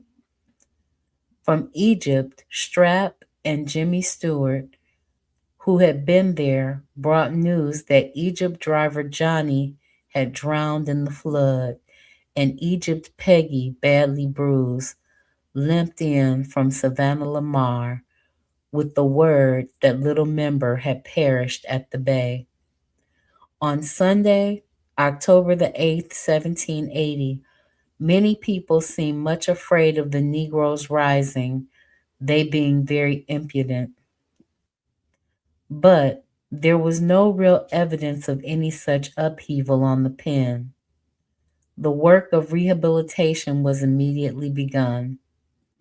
At first, there was need to provide basic living accommodation for the people and shelter for the animals. The debris had to be cleaned up and the provision grounds and gardens repaired and were necessary replanted. Thistlewood threw away ruined books, papers, maps, and documents. He gave over 100 books, presumably only slightly damaged, to Mr. Wilson. Nonetheless, he left a large library after his death, A list of its contents and all his other property, excluding his land, is to be found in the Jamaica Archives at Spanish Town. Saturday, December 2nd, 1780, gave Lincoln, Burton's Mary, and Peggy a ticket to go to Mr. Hammersley's mountain to buy provisions. Tuesday, December 5th, 1780, flogged Dick, Suki, and Frankie for quarreling last night and disturbing me in the middle of the night. Saturday, December 9th, 1780, Tony, exceedingly ill, said to be dead several times, but he's much the same. Betty struck with convulsions all at once in the afternoon. Sunday, December 10th, 1780, Phoebe's Tony died tonight. He was a wonderful fine boy. Monday, December 18th, 1780, last night Abba miscarried a boy. Wednesday, December 27th, 1780, Sally is wanting, meaning she had run away. Sent Salon to look for her, and he brought her at noon. Friday, December 29th, 1780, flogged Joe for leaving the cookroom and going to Egypt last night. Mr. Wilson's will, who is an Obeah or Bushman, caught him in Abba's house at work with his Obeah about midnight last night and made her believe damsel is the occasion of her children being sick and of her miscarriage. A sad uproar. Took him home this morning with his Obeah bag. Mr. Wilson flogged him well, because remember, Obeah was illegal after the last uprising, so they didn't want that on the island. It had not been a good year. On Christmas Day, Thistlewood distributed the usual holiday extras. This time, it was 2.5 pounds of saltfish each and rum. He dined as he had done before at Mr. Chambers. His pen produce had yielded less this year, only 47 pounds from local sales. And perhaps at Mr. Chambers' table, he rehearsed his ills as he was to list them at the end of each year. In March, Mr. Wilson's dog had bitten him, and the bite had taken 6 weeks to heal. In the same month, Strap had stabbed Mackie Horse. In June, he had lost a big steer, lately cut and died, and Strap had lashed out Peggy's right eye. In July, he had found a hogshead of his rum all leaked out. In September, John had died. In October, the hurricane had smashed his pen, and in December, Tony had been lost. He would enthusiastically carry out the rebuilding of his property, but the year 1780 was his watershed. Thereafter, occasional optimism notwithstanding, came decline. So as you can see, Thistlewood had a hell of a year, a hell of a few years. He lost his son. He lost his property. Much of his property had been taken away. He had been put through many trials during this time. And as we get ready to wind this down, next week is going to be the last chapter, and it's called Nearing the End. But Thistlewood, he had seen the highs and lows of his pen ownership. we'll call it. But you notice how the author makes every attempt to humanize Thistlewood and to make him not seem like such a bad guy. You see how he stops telling us of every sexual encounter he has with these women. He just says, oh, he took her 7 times. He took her 11 times that year. He took her this many times that year. And he stops telling us the horrors of what Thistlewood is doing and only begins to sum up the information. And I think that that's the author's attempt to give us a more humanistic view of Thistlewood. But Thistlewood was a raping monster who continued to give these women venereal diseases. He was the cause of their infertility and miscarrying. Greetings, Moana Hagaziki. How are you this evening? I'm good. I'm good, Machen. How are you this evening? I'm good. Oh, wonderful, wonderful. What I took away from your reading tonight is the the abnormality of the black person in the Caribbean, and what I Hmm. mean by that is that there's no way that see Thistlewood is just a symptom because there was 1,000 Thistlewoods throughout the Caribbean, right? Hmm. And what they did to the black man and woman in the Caribbean, it is no way because these people are our teachers. You know, it wasn't Africans who taught us. We brought remnants of Africa with us when we came from the continent. But this was taught these things, the miserable mentality of these people and the condition of these people would have taught us many things which we would have passed down from generation to generation to generation. In particular, it extended beyond how the slave master used to treat the slaves, and then it became how the black people started treating one another. Hmm. There is no way you could come out of this experience normal.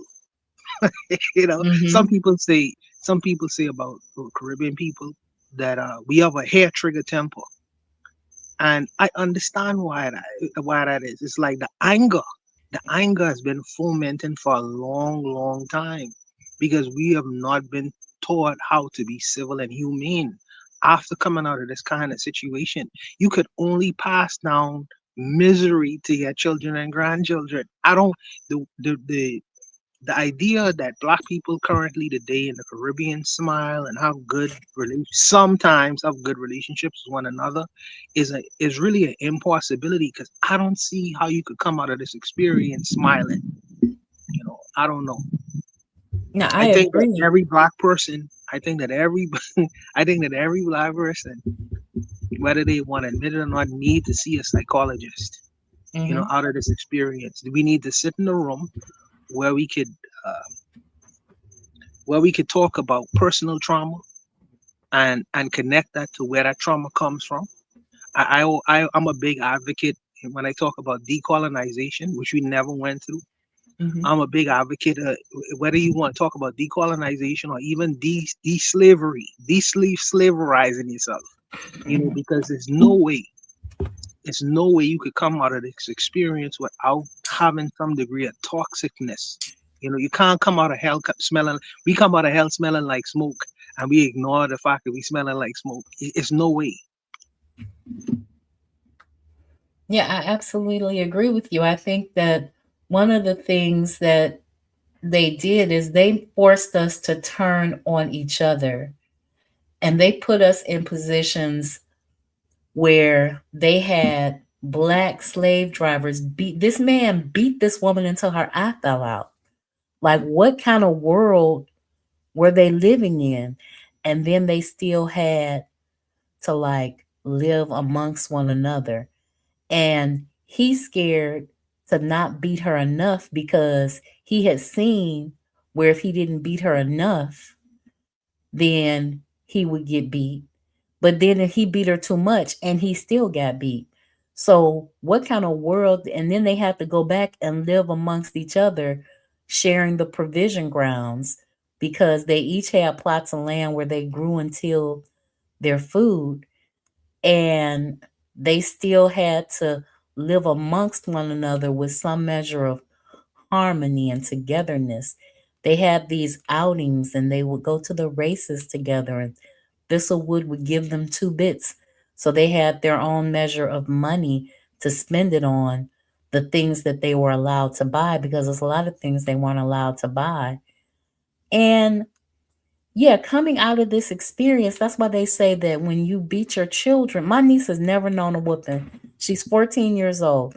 And I don't know if that's a good thing or a bad thing, but the reason she has never known a whooping is because I realized my mama beat me as a trauma response. And I wasn't going to pass that trauma on to another generation. You know, I don't have Why children. would you? Why would you? Why would Right. you? You mentioned you mentioned the guy. He beat the woman's eyeballs out, and we have Hmm. to act like that's normal. That's not. That's a Tuesday on the Thistlewood plantation, but that's Right. not friggin' normal. That's not normal. And we walking around here and pretend it's like you say they had to get along with one another or pretend to get along with one another as Hmm. if I wouldn't have a problem with you beating my eyeball out, just on Tuesday. Come on, man. It's fake. Right. It's fake, and it continues today. It Hmm. continues today, and you see it in the society that I currently living in. You see the fakeness because people I don't know, we I guess we have to carry the mask around for whatever reason, but the on a human level, I don't think that I think that we need to get back to that human level, understanding how we should relate to one another, how we should resolve our issues on a human level. Don't bring religion into it. Hmm. Don't bring spirituality into it. Let's relate Hmm. to one another on a human level and see how we could fix our problems because you hurt my feelings. Let's deal with that. Not because I'm a mighty guy. Come. It's Right. like the human being is supposed to have that, tough exterior and not ever show hurt, feeling, and emotion. That's unhuman. But Thistlewood is a sociopath, so I expect that to give that idea and philosophy to his slaves. Yeah. Never express human emotion and feeling and sentiment. Yeah. Like, you don't, and they didn't have any choice in the matter, and then when they would run away, he often said this slave was wanting or that slave was wanting. And it took me a minute to catch on to the fact that he was saying that they had run away. And they ran away because they couldn't take the stress of it anymore. They ran away because they knew that something had to be better somewhere else. They ran away because they needed a break from being mentally, physically, and sexually assaulted all the time at any given time. And we still don't know what he was doing to the males because he didn't document that. He didn't document whether or not he was one of those perverse slavers that was actually raping the men too, and the women too. But considering how often they got the clap, you got to expect that he was doing something to those men as well. So, Absolutely. But could you imagine what happens when these people, well, fortunately, these people wasn't able to have children. But could right. you imagine if these people had children? What would they pass on to their children after coming out of that psychological trauma? What could they ever give to their children besides trauma and more trauma? Exactly. Exactly. He created him and many others like him created a poison pill when in black society without I don't think that they knew they was doing it at the time, but they created a poison pill and we currently see these ideas and features all throughout our communities today, man. Hmm. Yeah. And it's pervasive because why do you think we have so much domestic violence? Why do you think we don't have respect for one another? Why do you think women feel like they can run up on a man and fight with him because they're fighting back? And why do men feel like they can beat a woman down like she a man on the street? Why do you think we beat our children when they don't do what we say? Why, all of these different things are trauma responses that have never been treated. and they won't get treated, because when we were made free, we were free to roam the earth and be re-enslaved, because that was their expected outcome, because they didn't give us any resources, they didn't give us any training, they didn't give us any consistent education, they didn't give us any emotional support, they didn't teach us how to not be them. And all we had to emulate was the behaviors that we had learned in this toxic environment that was destructive to the human spirit and mind. And what could you produce from that besides chaos? Well, I Exactly. mean, it's like the only thing you could possibly do is produce chaos from that, unless, and like I see, there is not it's not everyone who come out of the experience. There's some people, very few, who had developed a level of consciousness to say, yes, these things have occurred to me. Yes, these things are horrible, but I am gonna consciously act against the fray. Me personally, I recognize some of these things inside of me when I Mm-hmm. get angry, when I get into discussions, but I try to kill the Thomas Thistlewood in my head.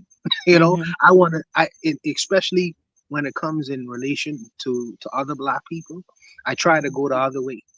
I try to go the other way. I try to be pleasant. I try to be human, but this is a conscious decision. It ain't on a subconscious level. We should all be like that. You know what I mean? Especially when Mm-hmm. we meet one another. But because we have that Thomas Thistlewood conditioning, it's very difficult. But I am determined to kill that conditioning inside of me and go the other way. I'm determined to do that because Thomas Thistlewood Ghost and Columbus and all them other pirates who was existing around these Caribbean islands, they still exist in the hearts and minds of many Caribbean people. And because we have not dealt with these things, you see the results of it. So on a conscious level, I try to fight against the fray of doing that. And in terms of how I relate to other black people, even if they don't do it towards me. What you think Mm-hmm. about that? I think that that is very admirable, because it is very difficult to not defend yourself. You know what I'm saying? With every tool that you have, when you come from an environment where you couldn't defend yourself, and now that you can, you make a conscious effort to relate to, especially Black people, on this humanistic level of, I'm not going to fight you because I know you are my brother. I think that's very admirable. And I wish more people took that attitude, but it takes a very self aware individual to not do that, and to not be triggered by the things that Black people can say, because we are hardwired to do things like play the dozens and to try to strike a blow so that we can get a reaction out of you. We are hardwired for that. I remember I had a blow up on the internet because I was talking to a gentleman that said at the point that a little girl menstruates, she is ready for marriage. So she is ready for a sexual relationship with a man of any age. And that struck a serious nerve with me. And I lost it. I blew up because I'm like, that is still a child. You got little girls that go into their periods because of the chemicals and different things like that at 6, 8, 10, and 12 years old. That is too young for a man to look at and say, that's a woman and that can be my wife.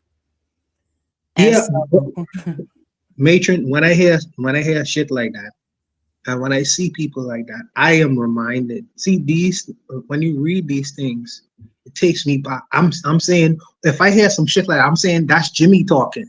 yeah, When I hear some women go on about soft girl life and soft girl this and that, I was like, yo, that's Phoebe. That's yeah, Phoebe talking. Yeah, that's Phoebe yeah, talking. She yeah, don't know that. She don't know that. But the soft girl life was if you was close to Thomas Thistlewood and he favored you, he gave you little trinkets and shit like that. That's what the soft girl life was in 1770. But it's still playing out today. So I recognize the people who are actually talking. The ghosts of these people are still alive, And like I say, I try to do my best, and I'm not always successful, let me tell you. But I try to do my best to go the other way because I am trying to kill the Thomas Thistlewood inside myself. I'm trying to murder him. I'm trying to Yeah, murder him. absolutely. And I think that we should all, I think we should, that's why these books are so important to read. When I started reading this, I'm like, okay, it's going to take me a minute to really get into it, but I see the need for us to have this kind of education and to have these conversations because first you got to kill the white man inside your head. Then you have to send the nigga in your head to therapy, you know. You know what I'm saying? True, Like this is true. a simultaneous, this is a process that we have to go through and grow through so that you can get to the black man and black woman that's really there. You know, you don't have to, you know how like long, how many arguments I had with my mother because I'm like, no, we are not going to spank this child to pass down that trauma of that being the solution because after you spank them, that has caused the trauma and that will make a memory and bring about a behavioral change. But you don't want it to be for that reason. You want it to be for reasoning and you want it to be for logic and for understanding and understanding consequences and things like that. And her thought was that if you don't beat her, the world will. I said, not if we build a world where beatings like that don't happen, you know, and she doesn't go or isn't even introduced to go down a path that will take her in that direction where life will have to beat her that way. So she has a healthy respect of like authority, but she also has her own personhood and she recognizes that it's wrong to hit someone just to solve a problem. But if someone hits you, you know, then that's a fight, and you solve a fight, you know. But you know these remnants of these ghosts of different people that have been imprinted on us all have to be purged out of us so that we can get to be the people that we are supposed to be, so that we can relate to one another in ways that we are supposed to relate to one another. Because otherwise, we'll just continue to have these toxic traits. Because Jimmy beating Peggy until her eye came out is reminiscent of these man boys today that hate women, that hate specifically black women because they can't be a black woman. Because he doesn't talk a lot about his relationship with Peggy, but we know Thistlewood has sex with Peggy because he has sex with every female on the Everyone, plantation, yeah. every single one of them. God damn, God damn. He was a fiend. And you're right. And your mom was probably, she's old generation. So was my mother at the time, and she believed in that old method as well. And Hmm. I'm happy that you was able to at least hip hop to another way, because that's not just because that's how you was taught, that doesn't mean that's the best way. So if someone could show an alternative, maybe she might think about it. But I don't know if she's gone. I think she's gone now, Matron. Your mom is passed, right? My mom has passed, but she did, before she passed, she let me know that I did teach her a better way. She did let me know that she was impressed with how responsive Tania was and how emotionally intelligent my niece is in regards to the different things that she processes through at the age at that time of 11 years old. She could reason to understand why she doesn't live with her mom and why her mother is not the best choice for her as far as a household environment. She could reason to understand why she needed to do her schoolwork before she went out to play. I didn't have to beat that into her. She can reason to understand why she should change out of her school clothes when she's wearing uniforms so that she doesn't go out and play in those clothes and get them all messed up and dirty. Because when that has happened, she didn't have to wear a dirty uniform to school, but she saw that, there are grass stains on it. And even when it washes, it doesn't come clean enough and things like that. And I had talked to her about it, but when she was like 6 and 7 years old wearing uniforms, she had experienced that. On one of her favorite outfits, she got a stain on it because she went and played in it. And I didn't beat her. I said, well, see, this is what happens, you know? So these types of understandings where she gets to experiment a little bit until she can fully trust me, because children don't trust you. You know, children think they know better, and that's fine.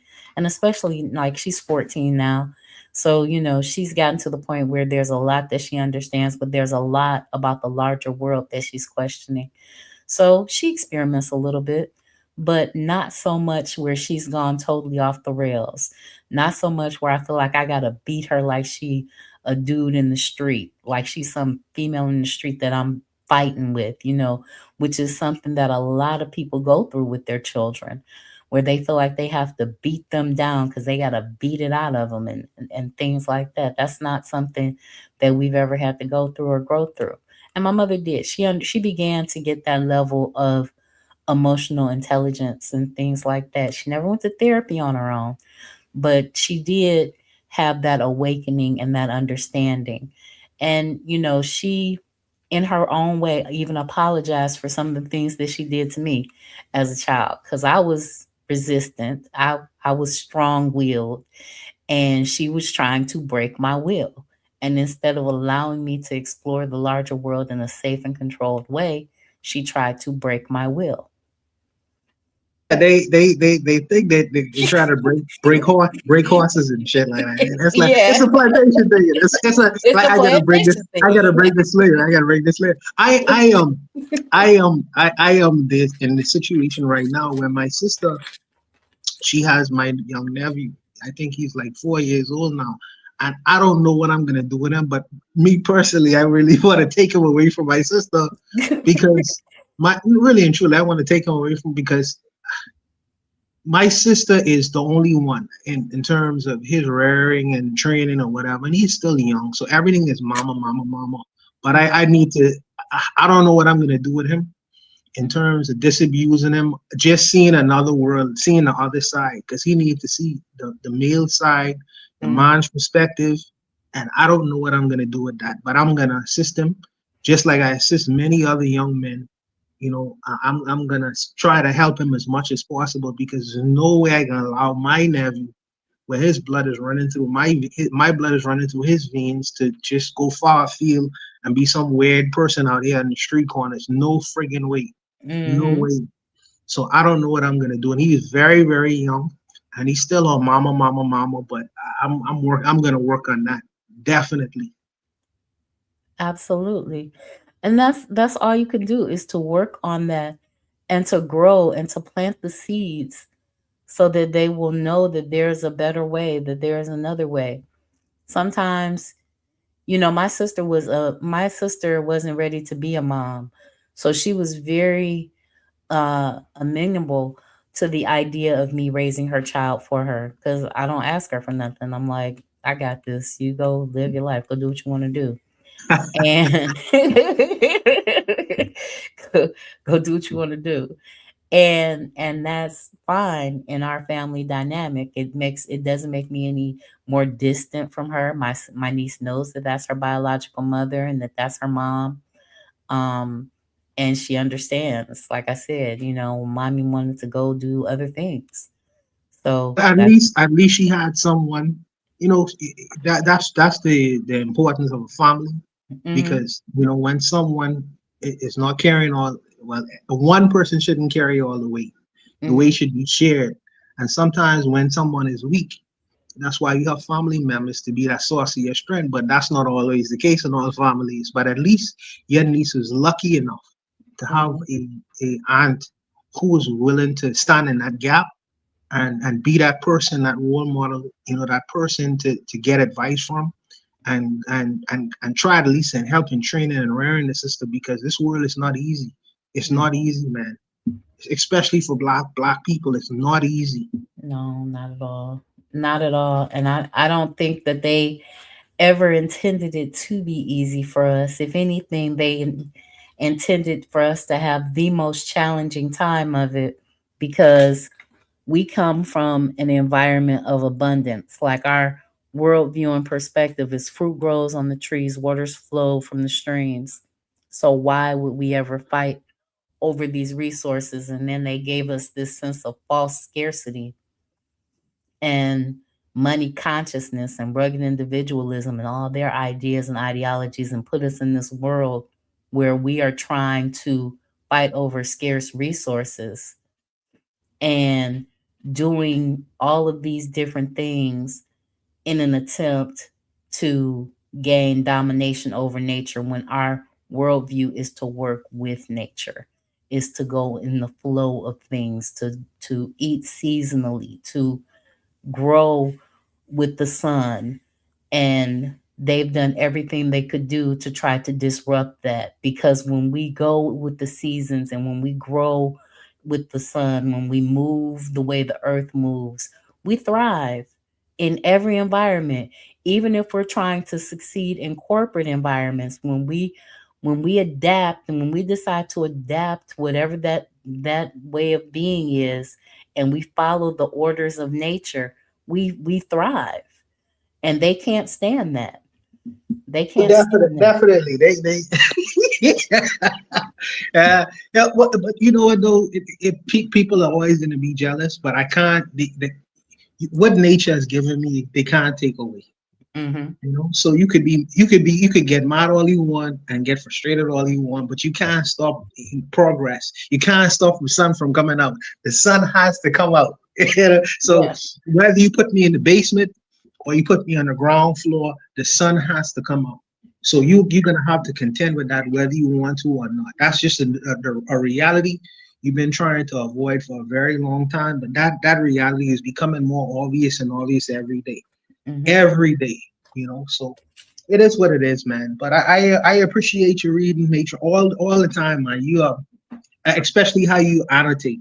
I like how you annotate and break down certain things and give your views on and perspective on what's actually happening in terms of what you're reading. You know, it kind of brings another dynamic to your reading. So I really appreciate that.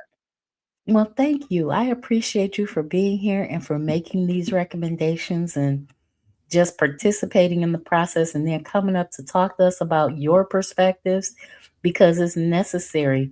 We need all of that information to flow, because I probably would have never said you need to kill the white man inside of you, then you need to send the nigga in you to therapy, had you not came up and made your point about you're trying to get rid of the ghosts and remnants of these individuals to understand what it is that's actually happening and to purge them out of your system. I would have said that. So Oh, thank you. yeah, definitely, matron. They absolutely exist. They Hmm. absolutely exist, and you see them on a day-to-day basis in the interactions. And like I say, you know, you're dealing with a lot of different kinds of trauma, and you're dealing with a lot of different kinds of things. And if you have at least a level of consciousness where you could say, well, maybe there's another way of going about this. Maybe it's another way instead of reacting in terms of when I get angry. Maybe I could just do something different. You know, maybe I could just go out, go out instead of choking the person who's next to me. You know, maybe I Hmm. might try something different. You know, I don't always have to go to Thomas Thistlewood way. I don't always have to do it that way. No way. No way. Absolutely not. And his way didn't even work for him, because he doesn't have a lasting legacy that is around to this very day to uphold his ghost. We uphold his ghost because of the impact that it had on us epigenetically. We uphold his ghost. Oh, He doesn't definitely. he doesn't Definitely. have any heirs. He doesn't have any children. He died, not impoverished, but he died not wealthy. So he doesn't have anyone to pass on this to. But we were imprinted epigenetically, because as a people, when those types of things happen to us, and these types of things were happening to us on plantations all over this side of the world, all over this hemisphere, then we were changed by that experience, you know, and we should never stop talking about the fact that no, you did this to us. Jewish people have museums and put up monuments and still get reparations. And I feel like we should also be able to get our reparations and still talk about it and have museums and monuments and exhibits and discussions. And while there are no living quote unquote slaves, there are people that are subject to wage slavery. There are people that were here during Jim Crow. There are people that were here during segregation. And there are people that were here during the 60s rebellions and uprisings. So we have people that can speak to to almost every experience that it has been like to be in the diaspora. And we deserve reparations and we deserve the opportunity to build monuments and to have exhibits and museums to discuss our experience so that it is processed appropriately. No, absolutely. I think that we do deserve reparatory justice. Mm-hmm. I don't know how that's gonna what that actually looks like, Mm-hmm. but I also believe that these people, they will get their due. But I think that internally, I think that we need to deal with each other. I think that we need to look at each other. I think that we need to confront each other. I think we need to start to disabuse ourselves with some very toxic ideas that we hold for one another. I think that we need to work out the devils inside us, not dismissing the fact that you have to deal with the devil one day, not that external devil. But Mm-hmm. I think that there's some things that we could do internally and within our own groups of people and things of that nature. I think that we need to come to terms with how we treat one another, how we respect or disrespect one another. I think that these are things that we could repair ourselves and work on as well as getting the external reparations that we are owed. So Absolutely. That's absolutely true. And there has to be a component that includes therapy, and there has to be a component that includes money, and there has to be a component that includes some level of education. And it can't be that they give us this money as the economy is crashing, right?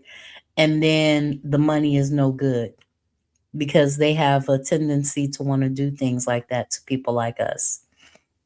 And they have to be able to actually make us whole because there are ways to make us more whole than we are so that we're not going around here totally out of our minds, going around with a false sense of self or a white consciousness or a white asili in an attempt to fit into a white man's world where we're culturally misoriented, not knowing or understanding which way is up. There is a way that we do things that is our cultural practice that we should be allowed to exist and thrive in. ultimately, matron, I hear that. My solution for me, where I am, my solution is divorce. It's divorce. My solution is we've had a great one to run together. There's been a lot of abuse. There's been a lot of back and forth. For we have to get a divorce. I think that I think that will be our ultimate conclusion of this relationship, this Mhm. raggedy relationship that we have had with Europeans in the Western world. I think that ultimately, this is my solution is to get a divorce. You must get a divorce. Yes, divorce is key. You gotta, Divorce is man, key. we don't have we could be in the same world. I mean, we could be in the same world together. But I Mhm. think that my conclusion is to just get a divorce. And some people say, "Oh, we can't divorce because we need this and not. We need to get a divorce. No, We we need to don't say need. goodbye." Right. There's nothing that they make that we need so badly, so desperately that we can't live through a divorce. I think you're right. I think Yeah. we can live through a divorce and thrive. Yes, man. People survive in divorce, and some divorces don't kill people. Divorces don't kill people. So I think that's the ultimate conclusion. We gotta Mhm. get a divorce, but until then, I guess we gotta come with this arrangement where we have to live together in the same house, until we could just move out and say, okay, now it's time to leave. It's time to get a divorce from one another. But Mm-hmm. ultimately, but I'll leave it there. Matron, it's been a good conversation, sister. And I hope you have a good week and do your thing. Do your thing. I think that you this Thursday will be your last day, right? Yep, Thursday will be the last one for this book. Yes. Okay. All right. And you'll go on to the what's the thing you say you're gonna read? The the Buckers, the uncle the slavers, the black slavers. The black drivers. Yes, yes. Okay. All right. All right. Well, take care, sister man. Take care. And thank you for the reading again. Well, Thank you thank for your you. time. Thank you for your Yes. time. Thank you, Bomana Hagaziki. Yes. And thank you, Culture Education, for saying that big up to me for employing our traditional Black family ways. That's the only way that I know that I can actually, in good conscience, be an actual African on this planet is to do the most good for the most Africans and to be the person that I really expect myself to be in an ideal world. I have a concept of what it is to be an African person and to construct a Black family. And the best thing I can do for any movement is to build a strong Black family. I want to thank the Forecast, Culture Education, Bawanaha Guziki, Anthony McPhail, KW Don 7, Sister Raw, and the elders, as well as Anthony McPhail for being here. I value each and every one of you. I appreciate your being here. Thursday will be our last day for this book.